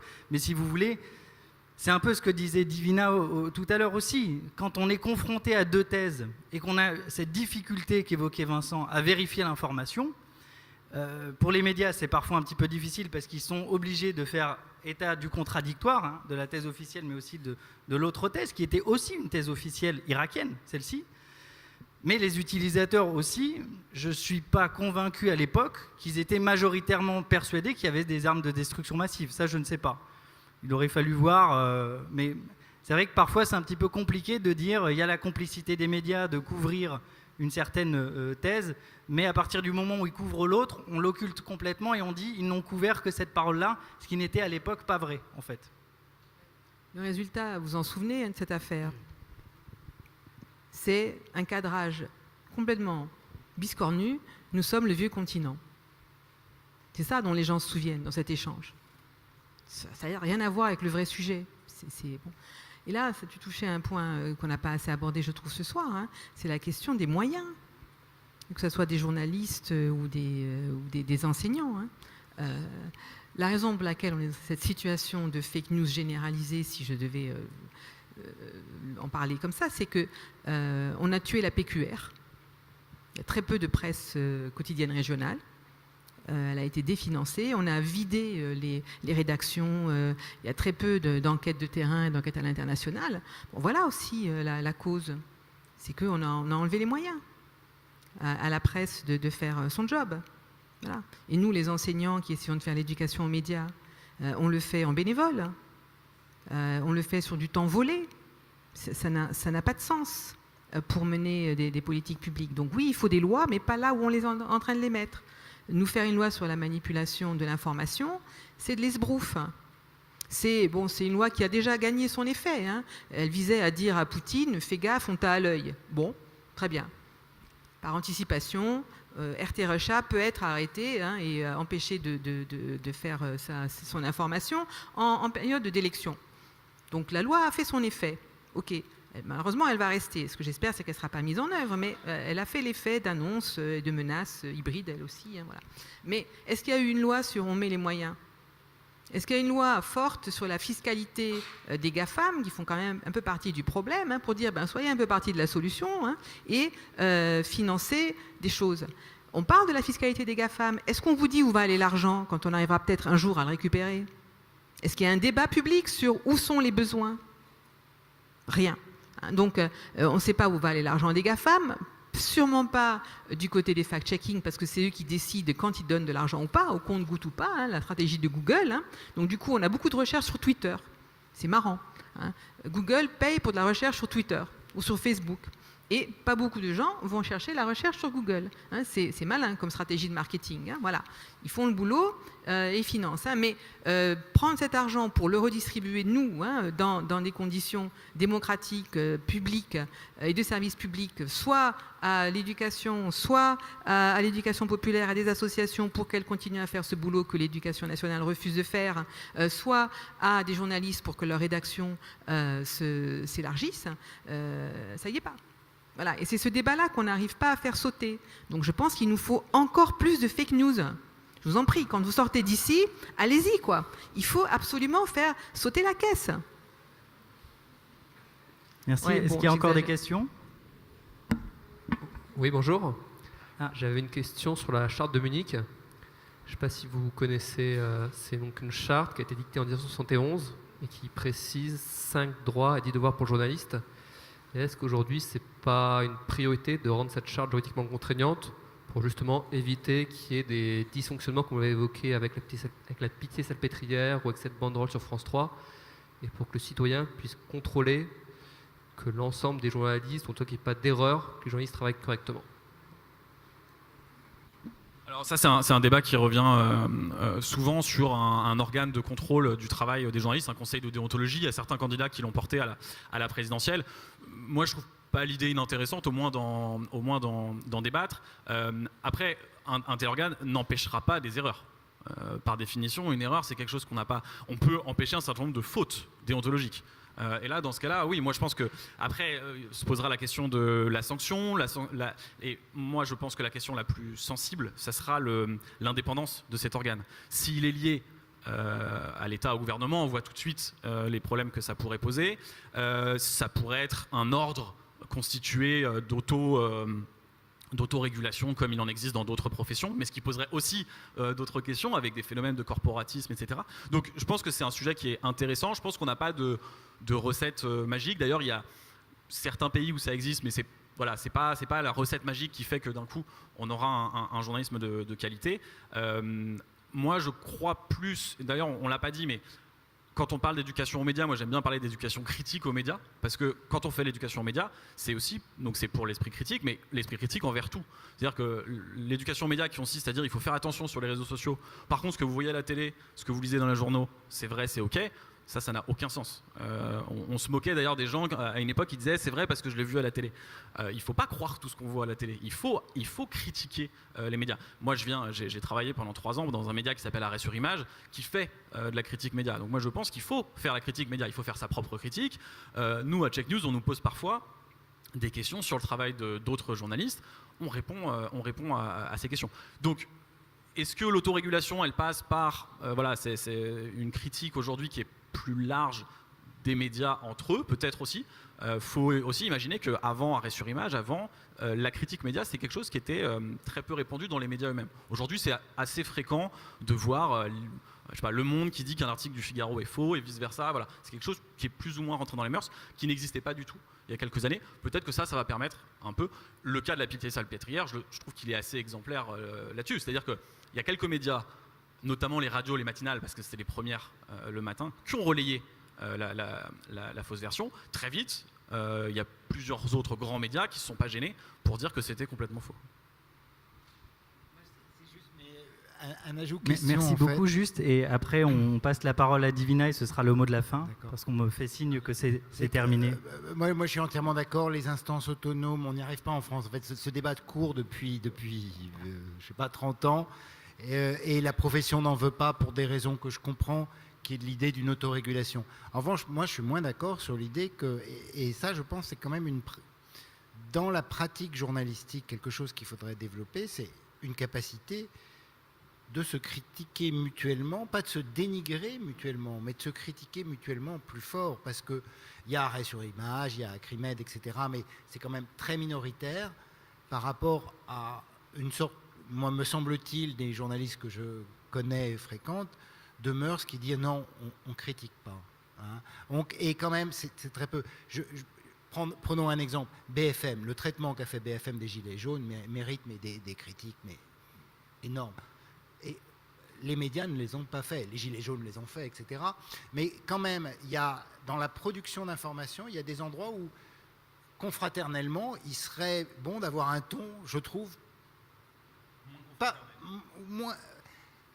plus précis sur, effectivement, parce que c'est des problèmes de cadrage, c'est des problèmes de traitement de l'information, c'est des problèmes de priorisation des actualités, mais il y a quand même des moments où on aimerait, enfin moi j'aimerais que l'espace journalistique soit plus autonome dans la critique qu'il se fait à lui-même. Non, moi je suis totalement d'accord avec ça. Je voulais justement pas dire que c'était déjà le cas, que tout le monde critiquait tout le monde. Je veux dire que ça se développait et qu'il y a quelques années c'était impensable. L'article qu'on a fait, Libération, sur le panneau effacé de France 3, ça a choqué, y compris des gens à France 3 aujourd'hui, de dire bah, c'est pas très confraternel. Bah, nous on répond qu'on n'est pas là pour être confraternel, on est là pour répondre aux interrogations de nos lecteurs. Donc je dis pas que c'est quelque chose que tout le monde fait, je dis que c'est quelque chose qui s'est développé. Et oui, moi je suis totalement d'accord avec ça. Mais on a aussi eu des questions sur BFM TV auxquelles on a répondu sur le traitement des Gilets jaunes en particulier. On a même eu des questions sur nous où on nous a reproché d'être pas très confraternel envers nos propres collègues. Donc je dis pas que c'est quelque chose qui est abouti, etc. Je dis juste que quelque chose qui était impensable il y a encore quelques années, là on a, il y a quelques jours, l'AFP qui a totalement démenti un article du Monde. Moi, j'avais pas souvenir que ça soit déjà arrivé il y a encore quelques années. Et à Arrêt sur Image, c'était quelque chose qu'on notait justement, ce côté, cette confraternité mal placée, entre guillemets, qui consistait à couvrir le collègue et à taper sur quelqu'un d'autre. Je pense que de plus en plus, ça va se développer, aussi sous la pression de l'exigence du public, parce que sur les réseaux sociaux, maintenant, quand nous, on est mentionné 15-20 fois, on nous pose 15-20 fois la question sur un tel ou tel article, on répond à la question, quoi. Merci beaucoup. Divina, le mot de la fin, du coup, pour vous. Alors, le mot de la fin, je vais parler de régulation. Parce que dans une note optimiste, et puis pour qu'on ait une prochaine mise au point l'année prochaine sur ce sujet, la directive des services des médias audiovisuels vient de passer dans sa version révisée, et elle fait obligation aux États de faire de l'éducation aux médias. C'est-à-dire que maintenant, c'est obligatoire pour tous les États européens de mettre l'éducation aux médias dans leurs programmes divers et variés. Et cerise sur le gâteau ou poison sur le gâteau, obligation aux plateformes de soutenir l'éducation aux médias. Le mot soutenir, voulant dire tout ce qu'il veut dire. Bon. Alors, le risque, bien sûr, vous le voyez venir, c'est que les plateformes vont faire l'éducation aux médias. C'est ce qu'elles disent qu'elles font déjà. Elles appellent ça éducation à la citoyenneté. Vous pouvez aller voir, il y a des onglets sur ce sujet. Donc elles vont évidemment nous former à ce que c'est que la citoyenneté. Et elles sont très contentes de le faire. il n'y a jamais l'idée, par exemple, il n'y a pas de module de déconnexion dans ces formations, je suis allée voir. Donc bon, c'est toujours pour être connecté et plus connecté. Mais voilà, donc il faut le savoir parce que ça peut être aussi un levier d'action, que ce soit du côté de la culture, de l'éducation populaire ou autre, pour s'en saisir.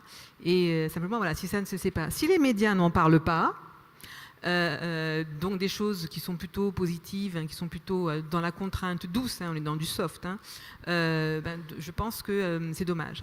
Voilà, donc affaire à suivre, obligation d'harmonisation dans le droit français dans les 2 ans. Merci beaucoup. Merci d'être venu. Voilà, on espère que c'était intéressant, que vous avez appris des choses et que ça va justement développer votre pensée critique. Donc merci Vincent, merci Divina, merci Dominique. J'en profite aussi pour remercier toute l'équipe de UP, William, Elodie, Charlotte, Marina.